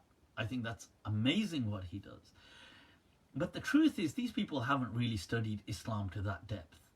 You know, they get the title Sheikh and stuff like this.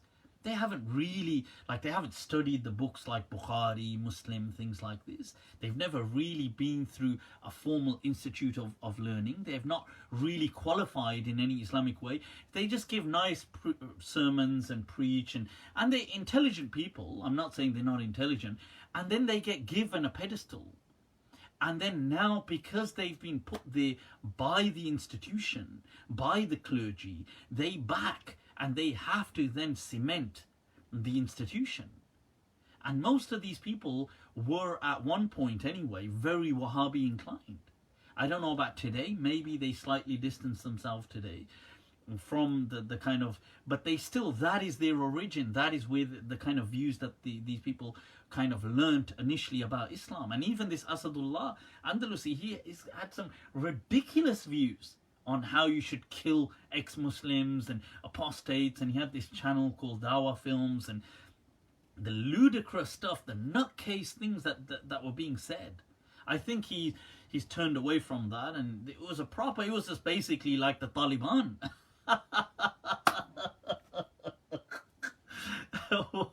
What was this about? Yeah, this is another problem with sometimes converts. And I'm not problematizing converts. Many people who embrace Islam, it's a magnificent look. You guys take a step, which I think seldom, I don't think many Muslims would take that step if they were to exchange places. So I applaud that. I think it's amazing. And some of them have gone out to study Islam deeply, and they've made great, profound changes within Muslim societies and touched the hearts of many, like Sheikh Hamza Yusuf, who many of us are highly indebted to. There's other great people, Sheikh Nuh, other great people they've converted to Islam. They've done, studied so much and done things and made great kind of pathways. But then you get some people who, they become very passionate about Islam because they've embraced it. Maybe because their background was very turbulent and they needed a cause. And now they find a cause, which is now, I found a new religion. And then no sooner do they embrace it, they start teaching it to us.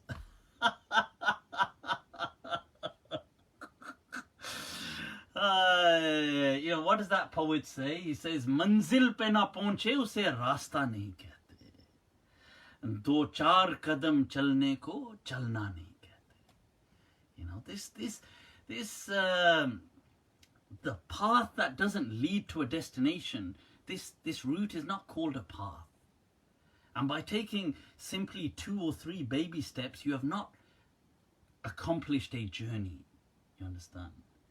एक हम हैं जो कहते हैं गैरों को भी अपना, एक तुम हो जो अपनों को भी अपना नहीं कहते. We embrace even those who are not part of us, and you don't even embrace those who are us.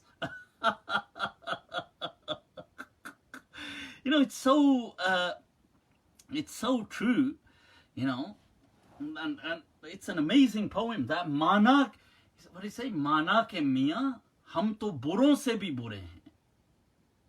He says, mana ke miyan, hum to buron se bhi bure hain. Kuch log to achhon ko bhi acha nahi kehte. It's true that, okay, we may be so really bad and wretched, and I'm not saying I'm a good person. I've never made a claim of piety. But there are some who, even if there were good people out there, they wouldn't call them good. Manzil pe na pahunche use rasta nahi kehte. Do char kadam chalne ko chalna nahi kehte. It's great that you've embraced Islam and done this, but as Allah says in the Quran, yamunnuna alayka an aslamu. Ihsan karte hain. They do you a favor that they've become Muslim. So this, it bothers me sometimes when I see, and it's not, to be fair, it's not just exclusive to people who embrace this. Unfortunately, many Muslims as well who tread this wretched path. But my point of saying this is, look, this is a journey. Islam is about humanity, not about boxing other people off. If people have a hatred for you, meet it with love. You understand? See, that is how Islam actually was spread in the early time. If somebody hates on your Prophet, question first of all, where did he get that story from? Because he never met the Prophet, neither did I. So, did he just make that story up? If he did, inform him that didn't even happen. Did he get it from us? Then we need to sit ourselves down and question, what are we doing? Or have we betrayed the Prophet? Why are we forwarding stories like this? So don't, and if somebody says to me, I hate Allah, I hate God, take it, está bien. The thing is, look, if you hate God, it doesn't hurt God. It's fine. God doesn't need me to hate you.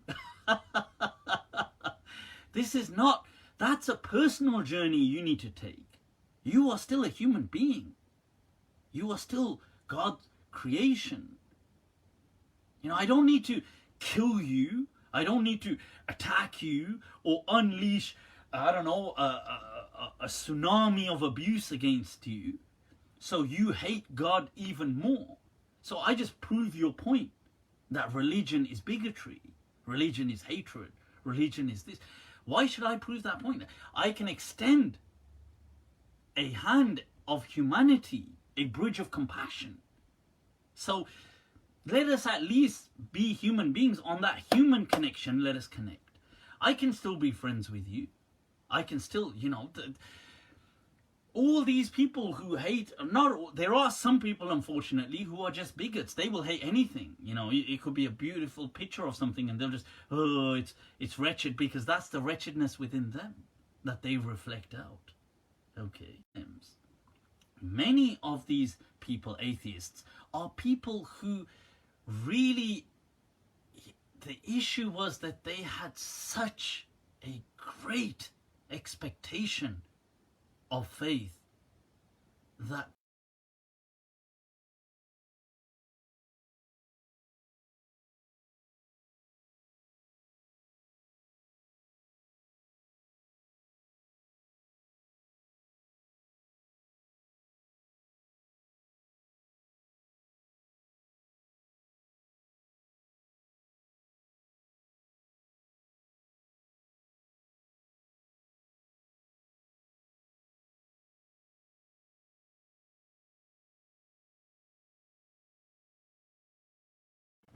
right, okay, it's live.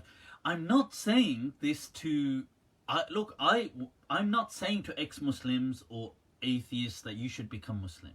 I've never said that. Okay. But the truth is, many of these people are simply hurting.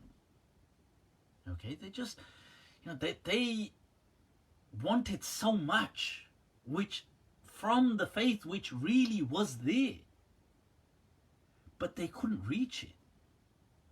Maybe because some people became a wall between them and the faith. So I feel that if anything, if you can try to understand them, their suffering, why do they have these issues with God? At the very least, just extend a hand of humanity. You can be friends, you can be a decent human being, you don't have to hate them, you don't have to kind of abuse them, you don't have to kind of say, oh, in an ideal Islamic state I would kill in an ideal Islamic state I would kill you. What kind of nonsense is that? Of course, and then you expect them to then you expect them to love you. Of course not. So well, people, I hope that